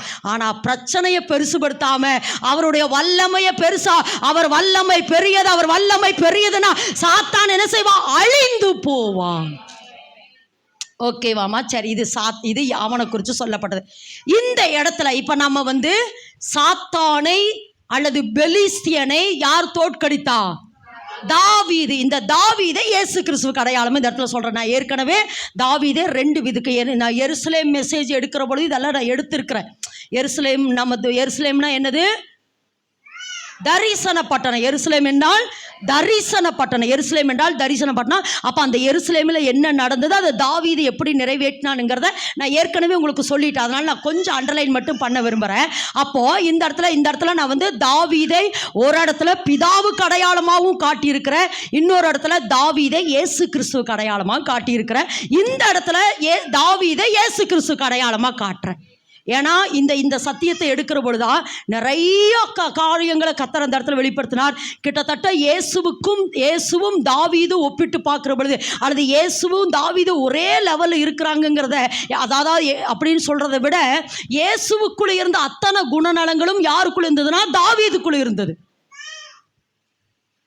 தாவீது இயேசுவுக்கு அடையாளம். அப்படி ஒரே வார்த்தையில் சொல்லலாம். தாவீது யாருக்கு அடையாளம்? தாவீது யாருக்கு அடையாளம்?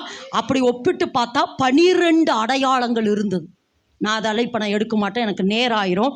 12 அடையாளம், அதில் ஒரு 5 மட்டும் நான் சொல்கிறேனே. ஒரு 12 அடையாளம் இருக்குது தாவீது. இப்போ மெயின் ஒரே பாயிண்ட் சொன்னால், இயேசு கிறிஸ்து எங்கே பிறந்தாரு?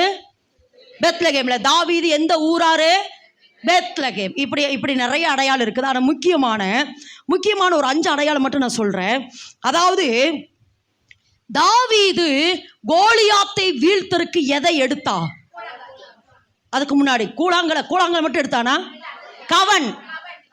அந்த கவன் எதில் இருந்திருக்குன்னு அடையாளம்? கவன் எதில் இருக்கு? கவன் எதில் செஞ்சிருப்பாங்க? மரம்.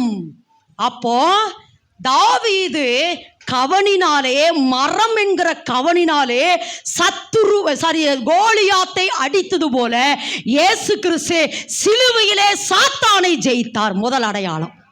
ஆமென் என்று சொல்லாம. 2வது, இவன் எத்தனை கல் எடுத்தான்? 5. எத்தனை கல் எடுத்தா? 5 கல் எடுத்தா. இந்த 5 கல் என்பது நேற்று தினத்தில் ஏசப்பா எனக்கு சொல்லி கொடுத்ததை தான் நான் சொல்கிறேன். எனக்கு ஆவியானவர் சொல்லி கொடுத்ததை சொல்கிறேன். 5 கல் என்பது நியாயப்பிரமாணம். சொல்லுங்க, நியாயப்பிரமாணம். அடுத்து முதல்ல கட்டளை, நியாயப்பிரமாணம், கற்பனைகள், அடுத்து பார்த்தீங்கன்னா பலிகள், 5வது சாத்தான். இதை எல்லாவற்றையும் இயேசு கிறிஸ்து, அதாவது தாவீது 5 கல் எடுத்து என்ன செஞ்சாரு? எடுத்தாரு. ஏசப்பாவும் இந்த 5 காரியங்களை சிலுவையிலே முடித்தார். எல்லாரும் ஆமென் என்று சொல்லுவோம். நியாயப்பிரமாணத்தை முடித்தார், 10 கட்டளைகளை முடித்தார், கற்பனைகளை முடித்தார், அடுத்து எதை முடித்தார்? பலிகளை முடித்தார். அடுத்து பார்த்தீங்களா, சாத்தானை தோற்கடித்தார். ஆமென் என்று சொல்லலாமா? அடுத்து தாவீது சொல்லுவா, உன் தலையை வாங்குவேன். அந்த வசனத்தை வாசிக்க முடியுமான்னு வாசிங்க பார்க்கலாம். 1 சாமுவேல் 17 இன்றைக்கு உன் தலையை வாசிங்க. எத்தனை? 46 வாசிங்க. 1 சாமுவேல் 17:46. இன்றைய தினம் கர்த்தர் உன்னை என் கையில் ஒப்பு கொடுப்பார். நான் உன்னை கொன்று உன் தலையை உன்னை விட்டு வாங்கி. இப்போ தாவீதுக்கு எது மேலதான் குறி? கோலியாத்தினுடைய. நல்லா சொல்லுங்க, தாவீதுக்கு கோலியாத்தினுடைய ஏசப்பாவுடைய தீர்க்க தரிசனம் என்னதான்? ஸ்திரிக்கும் உன் வித்துக்கும் அவள் வித்துக்கும் பகையை உண்டு பண்ணுவேன், அவர் உன் தலையை நசுக்குவார். அப்ப தலையை நசுக்கிறது, கோலியாத்தின் தலையை. இதெல்லாம் எதுக்கு சொல்றேன்னா, இதெல்லாம் நடந்தது இருக்கிறது உண்மையானால் இயேசு கிறிஸ்து சாத்தானை எப்படி தாவீது கோலியாத்தை வீழ்த்தினது உண்மையானால் இயேசு கிறிஸ்து சாத்தானின் தலையை சிலுவையிலே நசுக்கி விட்டார். நசுக்கி விட்டாருன்னு சொல்லுவாரு. அப்போ அடுத்து பாருங்க, ஆமா, தலையை குறி வைத்து கோலியாத்தை தாக்கினார். அடுத்து பாருங்க, வாசிப்போம். உருவினான், பட்டயத்தை உருவினான். வாசிங்க பார்க்கலாம். அதே 1 சாமுவேல் 17:51 வாசிங்க.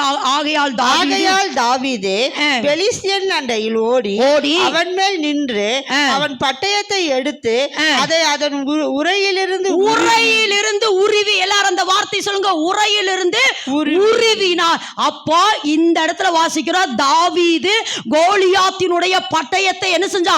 உரையிலிருந்து உருவினது போல இயேசு கிறிஸ்து சாத்தானுடைய சகல வல்லமைகளையும் சிலுவையிலே உரிந்து கொண்டார். சொல்லுங்க, சாத்தானுடைய சகல வல்லமைகளை சிலுவையிலே நல்லா உருவன மாதிரி சத்தமா சொல்லுங்க, உரிந்து கொண்டார். அப்படின்னு என்னன்னா, தாவீது கோலியாத்தினுடைய அந்த உரையிலிருந்து பட்டயத்தை அவர் எடுத்து அவன் பட்டயத்திலே அவனை கொன்றார். யாரு? தாவீது. இன்னைக்கு ஏசப்பா சொல்றாரு, சாத்தானே, ஜனங்களுக்கு மேல உனக்கு இருந்த அதிகாரங்களையும் துரைத்தனங்களை, அதாவது இப்போ இந்த இடத்துல சொல்லணும்னா, கோலியாத் இஸ்ரவேல் ஜனங்களை இரவும் பகலும் என்ன பண்ணிட்டே இருந்தா? பயமுறுத்திட்டே இருந்தா. நல்லா சொல்லுங்க, என்ன பண்ணிட்டே இருந்தா? பயமுறுத்திட்டே இருந்தா.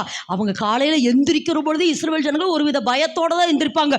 ஐயோ, இன்னைக்கு கோலியாத்தை நம்மளை கொன்றுவானா, இன்னைக்கு கோலியாத். இன்னைக்கு நிறைய ஜனங்க காலையில் எந்திரிக்கிற பொழுது, ஐயோ, இன்னைக்கு நான் எந்த பிரச்சனையை ஃபேஸ் பண்ண போறேன், எந்த காரியத்தை நான் இன்னைக்கு ஃபேஸ் பண்ண போறேன்னு ஒரு வித பயத்தோடையே இருக்கிறாங்க. எப்படி தாவீது கோலியாத்தை முறியடித்தானோ அதுபோல இயேசு கிறிஸ்து சிலுவையிலே சாத்தானை முறியடித்தார். நல்லா கரந்தட்டுமா, நல்லா கரந்தட்டு. இயேசு கிறிஸ்து சாத்தானை சிலுவையிலே முறியடித்தார். அவனுடைய வல்லம், அவனுடைய அதிகாரம் எல்லாம் இனி நம்ம வாழ்க்கையில என்ன படவே கூடாது, செயல்படவே கூடாதுங்கிற. அடுத்து பாருங்க, தாவீது கோலியாத்தின் தலையை வெட்டி எங்க கொண்டு போனான் தெரியுமா? இது ஏற்கனவே சொல்லியிருக்கிறேன். எங்க கொண்டு போனான்? எருசலேமில். அதாவது அவன் அந்த யுத்தம் நடந்த இடத்துக்கும் அவன் அந்த எருசலேமுக்கு 17 மைல் தூரம். எத்தனை தூரம்? 17 மைல் தூரம். அந்த 17 மைல் தூரம் என்ன செஞ்சான்? அந்த தலையை எடுத்துட்டு போறான். என்ன செஞ்சுட்டு எடுத்துட்டு போறான்? தாவீது பாருங்க, கோலியாத்தை ஜெயிச்சுட்ட. இதே போலதான் இந்த இடத்துல வாசித்து பாருங்களேன். வாசிங்க, அந்த 1 கொரிந்தியர் கொலேசியர் 2:15 வாசிங்க. வெளியரங்கமான கோலமாக்கி அந்த இடத்த வாசிங்க. துரைத்தனங்களையும் அதிகாரங்களையும் உரிந்து கொண்டு நமக்கு எதிரடையாகவும் கட்டளைகளால் நமக்கு விரோதமாகவும் இருந்த கையெழுத்தை குலைத்து அதை நடுவில் இராதபடி எடுத்து சிலுவையின் மேல் ஆணி அடித்து துரைத்தனங்களையும் அதிகாரங்களையும் உரிந்து கொண்டு. ஓகே, அதாவது தாவீது கோலியாத்தை உரிந்து கொண்டது போலதான் இயேசு கிறிஸ்து சாத்தானை சிலுவையில உரிந்து கொண்டு வெளியரங்கமான கோலமாக்கி அவைகளின் மேல் சிலுவையிலே விளங்கமா. அதாவது வெளியரங்கமான கோலமாக்கி அப்படின்னா என்ன அர்த்தம்னா, அன்றைக்கு ரோமர்களுடைய காலத்துல யாரு ஜெயிக்கிறாங்களோ, நல்லா விளங்கிங்க, ரோமருடைய காலங்களில யாரு ஜெயிக்கிறாங்களோ அவங்க என்ன பண்ணுவாங்கன்னா, தோத்தவங்களை தரன்னு தரையில இழுத்துட்டு போவாங்க. அப்படின்னு என்னன்னா, அவர்களை அவமான சின்னமாக மாற்றுவார்கள். அப்போ இப்ப ஏசப்பா என்ன செய்யறாரு? சாத்தானை அவமான சின்னமா இழுத்துட்டு போறாரு. நீ தோத்துட்டடா இதை பார்த்த உடனே ரோமர்களுக்குள்ள பயம் வந்துருச்சு.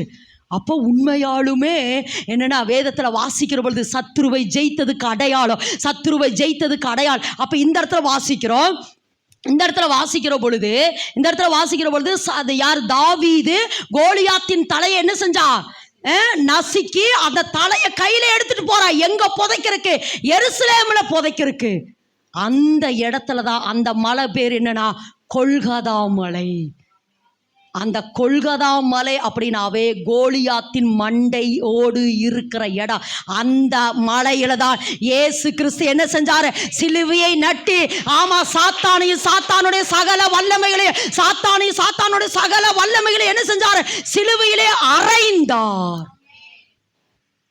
அடுத்து இந்த இடத்துல பாருங்க, இந்த இடத்துல 1 சாமுவேல் 17 வாசிக்கிற பொழுது, வாசிங்க பார்க்கலாம், வாசிங்க 17:52 வாசிங்க.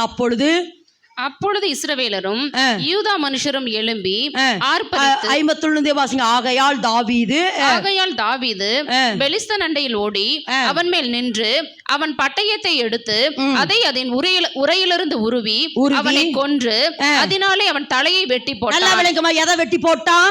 நல்லா விளக்க. தாவீது கோலியாத்தின் தலையை வெட்டி போட்டார். இந்த இடத்துல இயேசு கிறிஸ்து சாத்தானின் தலையை நசுக்கி விட்டார். அதாவது நான் இதை எதுக்குது உங்களுக்கு ஒப்பிட்டு சொல்றேன்னா, இது ஒருவேளை இதை என்னால நம்ப முடியல, இயேசு கிறிஸ்து சாத்தானின் தலையை நசுக்கினதை என்னால நம்ப முடியலன்னா இந்த இடத்த பார்த்துக்குங்க. தாவீது கோலியாத்தை அழித்தது உண்மை, எல்லாரும் ஆமென் என்று சொல்லுவார். அதுவரைக்கும் பெலிஸ்தனாகிய கோலியாத்து இஸ்ரவேல் ஜனங்களை பயமுறுத்தி கொண்டே இருந்தா, இரவும் பகலும் அவங்களை வேதனைப்படுத்தி கொண்டே இருந்தா. ஆனா இரவும் பகலும் பயமுறுத்தி வேதனைப்படுத்தி கொண்டிருந்த கோலியாத்தின் தலையை அழிக்கிறதுக்கு தாவீதுங்கிற ஒரு மனுஷன் எழும்பி கோலியாத்தின் தலையை வெட்டினது உண்மையானால் இயேசு கிறிஸ்து சாத்தானுடைய சகல வல்லமைகளை வெட்டி போட்டார், உரிந்து போட்டார். அப்போ ஒன்று, இவன் கோலியாத்து தலையை வெட்டிட்டாரு. அது மட்டும் இல்லை, அடுத்த வசனத்தை வாசிங்க பார்க்கலாம். அடுத்த வசனம், இதைத்தான் நம்ம எல்லாரும் செய்யணும். இப்போ வாசிங்க அடுத்து. அப்பொழுது இஸ்ரவேலரும் யூதா மனுஷரும் எழும்பி ஆர்ப்பரித்து, நல்லா விளங்கம்மா, இதைத்தான் நம்ம செய்யணும்.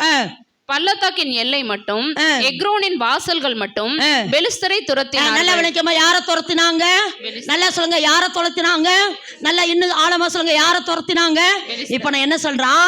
சாத்தானின் வல்லமையும் முறிக்கப்பட்டுச்சு. இப்ப அவனோட இந்த பெலிஸ்தர்கள் எப்படி, இப்ப கோலியாத்து ஒரு தலைவன், அவனுக்கு கீழே இருந்த பெலிஸ்தர்கள் எல்லாம் மற்ற இஸ்ரவேலர்கள் அழித்தது போல இன்னைக்கு சாத்தானுடைய தூதர்களா வேலை செய்யறாங்க பாருங்க. பிசாசின் வல்லமை, அசுத்தாவினுடைய வல்லமைகள் எல்லாம் அழிக்கிறதுக்கு தேவன் நம்ம கையில பட்டயங்களை கொடுத்திருக்கிறார். எல்லாரும் ஆமென் என்று சொல்லமா. தேவன் அவைகளை அழிக்கிற அதிகாரத்தை தேவன் நம்ம, அதனால தான் சொல்றார், சர்ப்பங்களை தேள்களை எடுப்பீர்கள், சாத்தானின் சகல வல்லமைகளை மேற்கொள்ளுகிற அதிகாரத்தை நல்ல நல்ல நல்ல கரங்களிலே தேவன் தந்திருக்கிறார். ஆமென் என்று சொல்லலாமா? திரும்பவும் சொல்ற, தாவீது கோலியாத் தலையை வெட்டிட்டா, மற்ற இஸ்ரவேலரெல்லாம் எழும்பி மற்ற பெலிஸ்தனையெல்லாம் வெட்டி போட்டாங்க. அப்போ இயேசு கிறிஸ்து என்னுடைய இடத்துல நின்று சாத்தானின் வல்லமையை அல்லது சாத்தானுடைய கிரியைகளை அல்லது சாத்தானின் தலையை இயேசு கிறிஸ்து சிலுவையிலே நசுக்கி விட்டாரு. ஒருவேளை ஆடுனா வாள் மட்டும்தான் ஆடிட்டு இருக்கும். என்ன ஆடிட்டு இருக்கோம்? நல்லா சொல்லுங்க, என்ன ஆடிட்டு இருக்கு? அந்த வாளை நசுக்கிற அதிகாரம் நம்ம கையில் இருக்குது. எல்லாரும் ஆமென்னு சொல்லுங்க. வாளை அழிக்கிற தலை பெருசா வாள் பெருசா? தலை பெருசு. தலையவே அவர் நசுக்கிட்டாரு. தலைய அவ்வளோ, அந்த தலையை மிதிச்சிட்டாரு. தலை என்ன பண்ணிட்டாரு? மிதிச்சிட்டார். வாள் மட்டும், இப்போ வாழை இந்த வேலை செய்து பாருங்க. ஆமாம் ஆமாம், வாழை என்ன ஆட்டுது பாருங்களா? இந்த வாழை, ஏன்னா என்னன்னா, நான் ஏசப்பா எப்படி தெரியுமா, தேவன் எப்படி தெரியுமா நினச்சிருப்பாரு?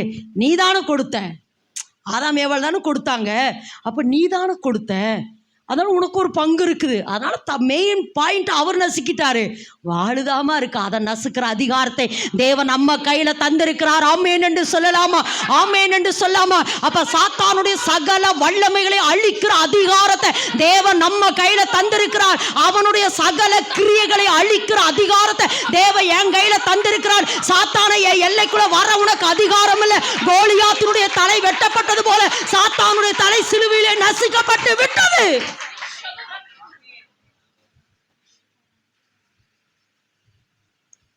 அவனை அழிக்கிற அதிகாரத்தை தேவன் நம்ம கையில தந்திருக்கிறார். எல்லாரும் என்ன சொல்லாம, அவனை அழிக்கிற அதிகாரத்தை தேவன் என்ன செய்யறாரா?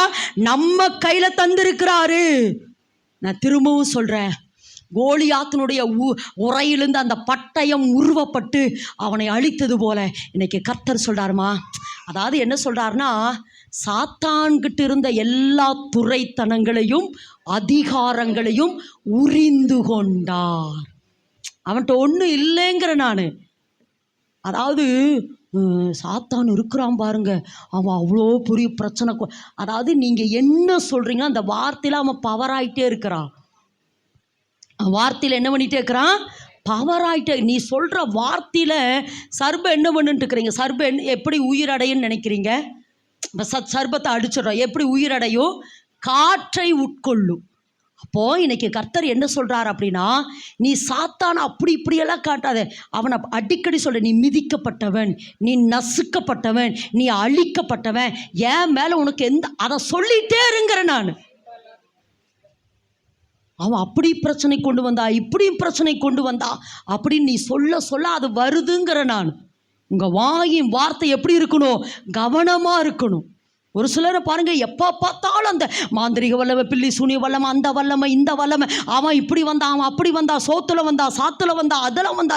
இதை எதுக்கு இதை சொல்கிறேன்னா, இயேசுவின் நாமத்தில் நான் என்ன சொல்கிறேன், உங்கள் நாவில் கர்த்தர் அந்த அதிகாரத்தை தந்திருக்கிற, அக்கினி நாவை கர்த்தர் நமக்கு தந்திருக்கிற, அவனை அழிக்கிற நாவை கர்த்தர் நமக்கு தந்திருக்கிற. நீ பேச பேச அக்கினி வார்த்தை அவனை நொசுக்குன்னு சொல்கிறேன் நான். ஆமேன் என்று சொல்லலாமா?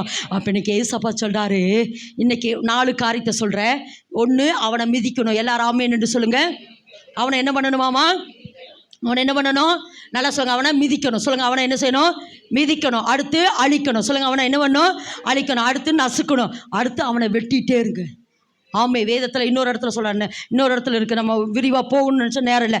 எலியா என்ன செஞ்சாரோ? 1 ராஜாக்கள் 18ஆம் அதிகாரம் 40வது வேத வசனத்தை வாசிக்கிற பொழுது, கர்த்தரே தெய்வம் என்று அவன் என்ன செஞ்சான்? நிரூபித்தான். எல்லாரும் ஆமென் என்று சொல்லுங்க. கர்த்தரே தெய்வம் என்று நிரூபித்தான். பாகாலையும் பாகாலினுடைய வல்லமைகளையும் அவன் என்ன செஞ்சானா? வெட்டி போட்டான். கீகோ நாட்டில் வாசிங்க.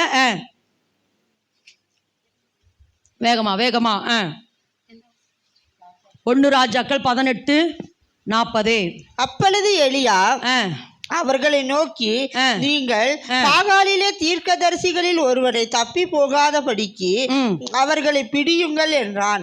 அவர்களை பிடித்த போது எலியா அவர்களை கீழே கீசோன் ஆற்றங்கரையிலே கொண்டு போய் அங்கே அவர்களை வெட்டி போட்டான். சொல்லுங்க.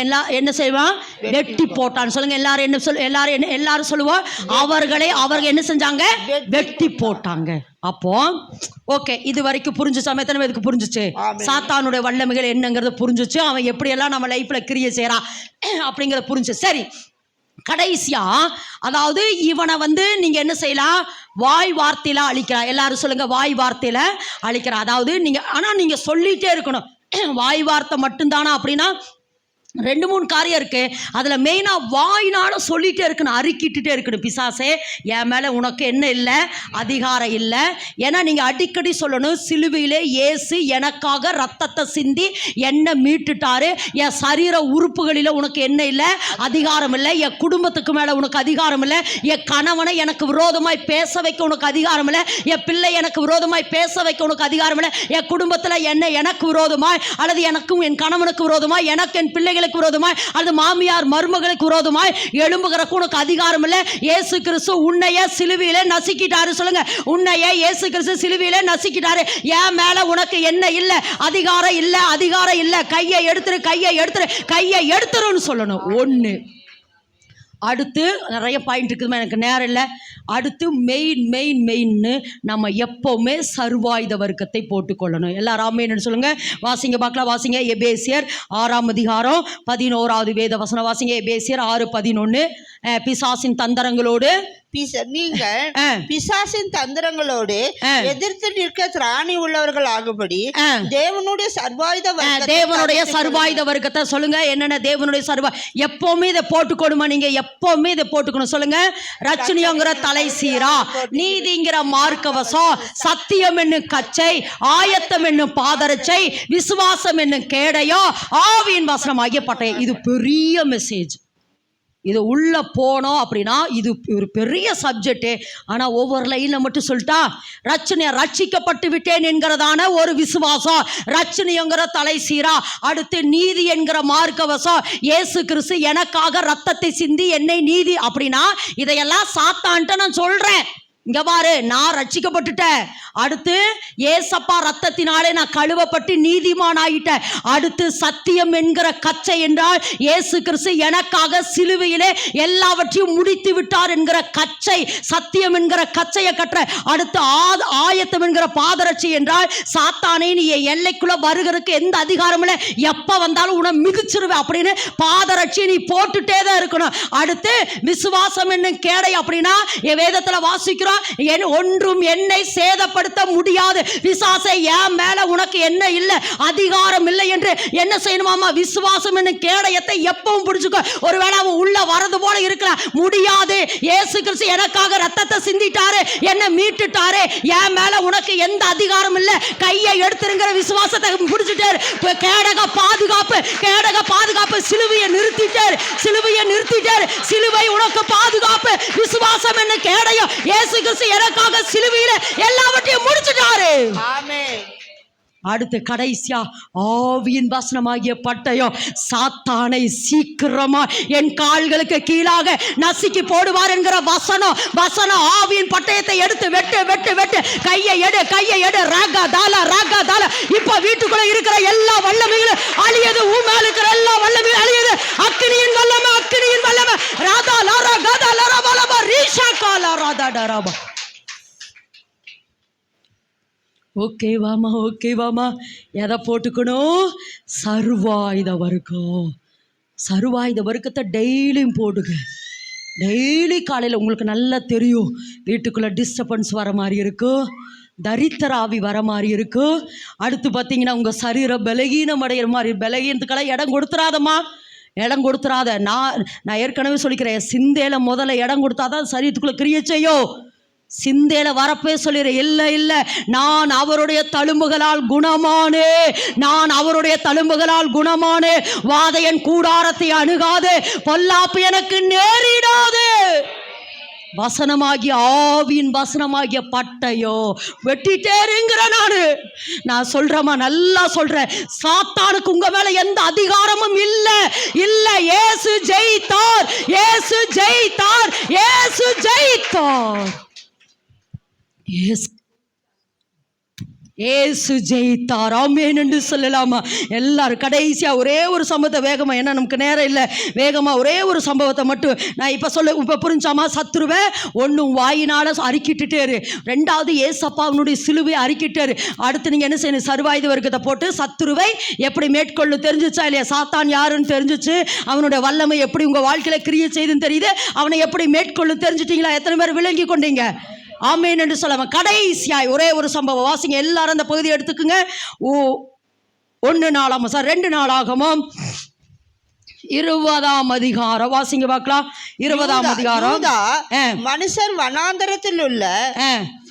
வனாந்தரத்தில் உள்ள சாம கூட்டின் அண்டையிலே வந்து அந்த ஏராளமான கூட்டம் இருக்கும் திக்கை நோக்குகிற போது இதோ அவர்கள் தரையிலே விழுந்து கிடக்கிற பிரேதங்களாக கண்டார்கள். இன்னைக்கு கர்த்தர் சொல்றாருமா, உன் வீட்டுக்குள்ள இருந்த இதுவரைக்கும் இருந்த பிசாசுகள் இன்னைக்கு நீ வீட்டுல போய் பாரு, பிரேதங்களா இருக்கும், பிரேதங்களா இருக்கு. ஏன்னா இப்ப நீ வெற்ற இப்ப நீ வீட்டுக்குள்ள போய் பாரு. ரீகா தாலா பிரேதோ பிரேதோ பிரேதோ. இதுவரைக்கும் எதெல்லாம் பயமுறுத்தி கொண்டிருந்துச்சு, எதெல்லாம் உன்னை அழிச்சிட்டு இருந்துச்சு, இன்னைக்கு பிரேதங்களா கிடக்குது. வீட்டுக்குள்ள போய் பாரு, பிரேதங்களா இருக்குது, பிரேதங்களா இருக்குது. பயமுறுத்தின சத்துருவா, வியாதியை கொடுத்த சத்துருவா, தரித்திரத்தை கொடுத்த சத்துருவா, உன்னை நாளுக்கு நாள் ஒடுக்கி கொண்டிருக்கிற சத்துருவா, நீ எழும்பவே முடியாதபடி உன்னை நசுக்கி கொண்டிருந்த சத்துருவா, இன்னைக்கு ஏசப்பா சொல்றாரு, போய் பாரு மகளே, எல்லாம் உனக்கு பிரேதங்களா இருக்கும். வீட்டுக்குள்ள போய் பாரு, எல்லா பிரேதங்களா உனக்கு இருக்கும். ஒன்று பிரேதங்களா இருக்கும். அடுத்த வேத வசனம் எல்லாரும் சேர்ந்து வாசிங்க பார்க்கல, எல்லாரும் சேர்ந்து. ஆமா, 25 எல்லாரும் சேர்ந்து வாசிங்க. யோசபாத்தும் அவனுடைய ஜனங்களும் அவர்கள் உடைமைகளை கொள்ளையிட வந்தபோது அவர்கள் கண்ட ஏராளமான பொருள்களும் பிரேதங்களில் இருந்து உரிந்து போட்ட ஆடை ஆபரணங்களும் தங்கள் எடுத்துக்கொண்டு போகக்கூடாதிருந்தது. 3 நாளாய் கொள்ளையிட்டார்கள். அது அவ்வளவு மிகுதியா இருந்தது. ரேமா வேடுக்கு சொல்லுங்க பார்க்கலாம். இந்த இடத்துல ரேமா வேட சொல்லுங்க. உரிந்து, நல்லா கறந்துட்டு, உரிந்து உரிந்து உரிந்து. நான் என்ன கேட்கிறேன்னா, இது பெரிய சாப்டர், நான் உள்ளே போகலை, அண்டர்லைன் மட்டும் பண்ணுறேன். யோசபாத்துக்கு விரோதமாய் 3 ஜாதிகள் வந்தாங்க. யார்? அம்மோனியர், மோவாப்பியர், சேயிர் மலை தேசத்தார். 3 ஜாதிகள் வந்தாங்க. இவங்களை பயமுறுத்திட்டே இருக்கிறாங்க. நீ அந்த வீட்டில் போய் அந்த சாப்டர் வாசிங்க. இவர்களுக்கு விரோதமாக யுத்தம் பண்ண வராங்க. இதெல்லாம் சாத்தானுடைய வேலை. இன்னைக்கு நான் சொல்கிறேன், ஒரு ஜெயம் எடுத்துட்டோங்கிற விசுவாசத்தோடு நீங்கள் போகணும். அதுக்காக இதை சொல்கிறேன். அப்போ இந்த யோசபாத்தை பயமுறுத்துறாங்க. அதாவது என்னென்னா, பயமுறுத்துறாங்கன்னு என்னென்னா, ஒரு வேளை சரீரத்தில் வியாதினா அவளாத அந்த வியாதியிலே செத்து போயிடுவேன், தரித்திரமா கடனா இப்படியே நான் செத்து போயிடுவேன், அவளாத இனி நான் எழும்பவே மாட்டேன் அப்படின்னு நாளுக்கு நாள் என்னை பயமுறுத்தி கொண்டே இருக்கிற இந்த 3 ஜாதிகள். அப்போ இவங்க என்ன செய்கிறாங்க? துதிக்கிறாங்க, தேவனை துதிக்கிறாங்க. தேவனை துதித்து பாட இங்கே துதிக்க அந்த 3 கூட்டத்துக்குள்ளே யுத்தம் நடக்குது. 3 கூட்டங்க அவங்களுக்குள்ளேயே வெட்டிக்கிட்டாங்க. யார்? மோவாப்பியர், அம்மோனியர், சேயிர் மலை தேசத்தார் 3 பேர் அவங்களுக்குள்ளேயே வெட்டிக்கிட்டாங்க. இவங்க இங்கே துதிச்சுட்டே இருக்கிறாங்க. நீங்கள் எப்படி இப்போ சத்தியத்தை கேட்க தேவன் உங்கள் வீட்டுக்குள்ளே ஆமாம் வேலை செஞ்சுட்டு இருக்கிறது போலயே, ஆமாம் இவங்க சத்தியம், இவங்க நல்லா தேவனை துதிச்சுட்டே இருக்கிறாங்க. துதிக்க அங்க தேவன் யுத்தத்தை தொடங்கிட்டு அவங்களுக்குள்ளேயே வெட்டி போட்டாங்க. இவங்க 3 பேரும் சேர்ந்து யோசபாத்தை எதிர்க்க வந்தாங்க. இவங்க இங்க துதிக்கிறதுனால தேவன் அங்க யுத்தத்தை கிளப்பி 3 பேரும் ஒருவருக்கொருவர் என்ன செய்றாங்க? யுத்தம் பண்ணி ஒருவருக்கொருவர் அவங்களே வெட்டுட்டாங்க. முக்கியமான காரியம் சொல்கிறேன். வெட்டப்பட்டது மாத்திரமல்ல, இவங்க ஒரு வேலையுமே செய்யலை. இந்த இடத்துல எனக்கு ரொம்ப ஆச்சரியமாக இருந்துச்சு. இந்த தேவன் இந்த சத்தியத்துக்கு ஒரு வேலையுமே செய்யலை. துதிச்சுட்டு போய் அந்த சாமக்கூடாண்டையில் நின்று போய் பார்க்குறாங்க. இவங்களுக்கு விரோதமாய் வந்த அந்த ஏராளமான கூட்டங்கள் எல்லாம் எப்படி ஒருவன் கூட தப்பிக்காம எல்லாமே பிரேதங்களாக. இன்னைக்கு ஏசப்பா சொல்றாருமா, உனக்கு விரோதமாய் எத்தனை கூட்டம் எழும்பினாலும் சரி,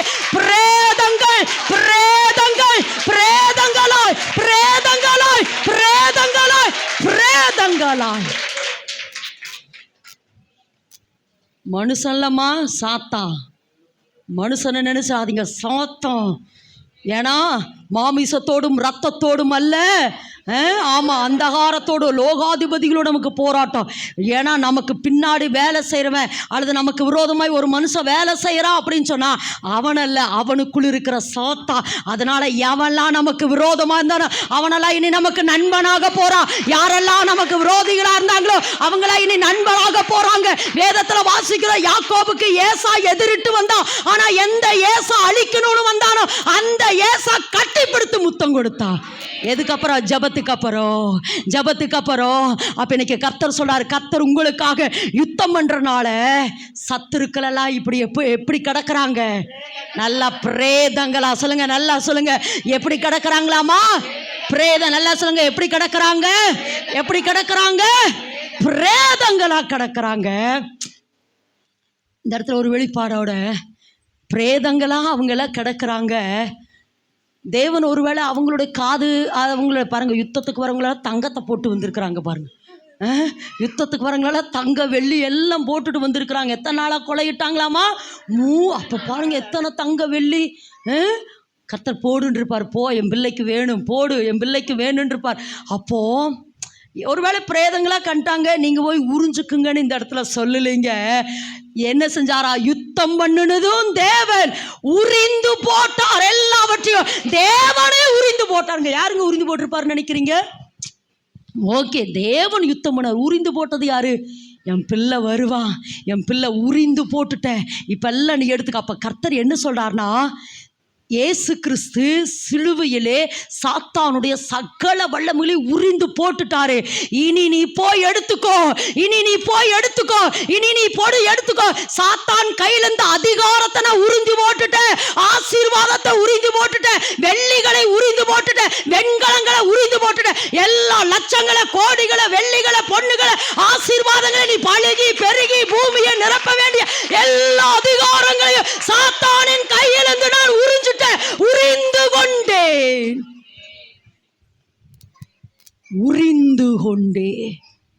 என் பிள்ளைகிட்ட இருந்து நீ உறிஞ்சி இல்லை, இன்னைக்கு நான் சிலுவையில் உன் கையிலேருந்து உன் மேலே இனி நான் உன்னை நிர்வாணமாக்குறேன், இனி நான் உன்னை நிர்வாணமாக்குறேன். என்னுடைய சாயலாய் உண்டாக்கப்பட்ட என் ஜனங்களை நீ நிர்வாணமாக்குனீல, இன்னைக்கு நான் சொல்கிறேன். அதனால தான் அதை அவமான சின்னமாக்கினார், அலங்கோலமாக்கினார். சத்துருவ சிலுவையில் எப்படி ஆக்கினாரு? அலங்கோலமாக்கி வெற்றி சிறந்தார். அப்போ இன்னைக்கு கர்த்தர் என்ன சொல்றாருன்னா, இந்த இடத்துல வாசிக்கிறோம், அந்த வசனத்தை எல்லாரும் மறுபடியும் வாசிக்க பார்க்கலாம். உரிந்து கொண்டார். வேகமா 25 யோசபாத் அவனுடைய ஜனங்களும் அவர்கள் உடைமைகளை கொள்ளையிட வந்தபோது அவர்கள் கண்ட ஏராளமான பொருள்களும் பிரேதங்களிலிருந்து உரிந்து. நல்லா விளங்கமா, பிரேதம் யாருமா இந்த வேலையை செஞ்சாங்கோ? உங்களுக்காக யுத்தம் பண்ணுவார், நீங்கள் சும்மா இருப்பீர்கள். உரிந்து போட்ட இனி எதையெல்லாம் சாத்தா உங்க கையிலிருந்து உரிந்து கொண்டானோ, நல்லா சொல்லு, எதையெல்லாம் சாத்தா எடுத்தானோ, எதையெல்லாம் பறிந்து கொண்டானோ, கர்த்தர் உனக்குன்னு குறிச்சதை, உனக்குன்னு வாக்குத்தத்தம் பண்ணி இருந்ததை எதையெல்லாம் உரிந்து கொண்டானோ, இன்னைக்கு தேவன் சொல்றார், அதையெல்லாம் நான் உரிந்து போட்டுட்டேன், நீ போய் சுதந்தரித்துக்கொள்.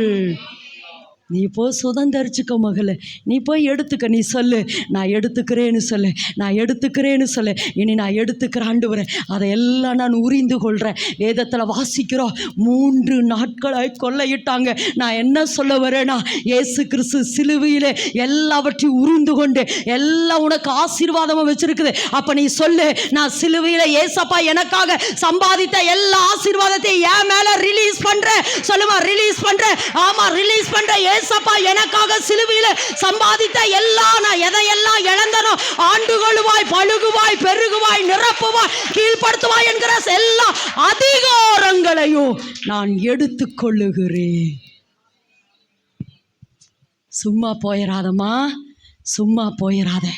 ஏசப்பா எல்லாவற்றையும் உனக்காக என்ன செஞ்சார்? சிலுவையிலே முடிச்சுட்டாருமா. அதைத்தான் சொல்கிறேன், நான் திரும்பவும் சொல்கிறேன். பழைய ஏற்பாட்டின் காலத்தில் கீழ்ப்படிந்தால் ஆசீர்வாதம், புதிய ஏற்பாட்டின் காலத்திலே இயேசு சிலுவையிலே எனக்காக எல்லாவற்றையும் முடித்து விட்டார் என்று விசுவாசிப்பதே ஆசீர்வாதம். எல்லாரும் இருக்கிற இடத்துல எழும்பி நிற்கலாமா? எல்லாரும் இருக்கிற இடத்துல எழும்பி நிற்கலாமா? எல்லாரும் இருக்கிற இடத்துல எழும்பி நிற்கலாமா?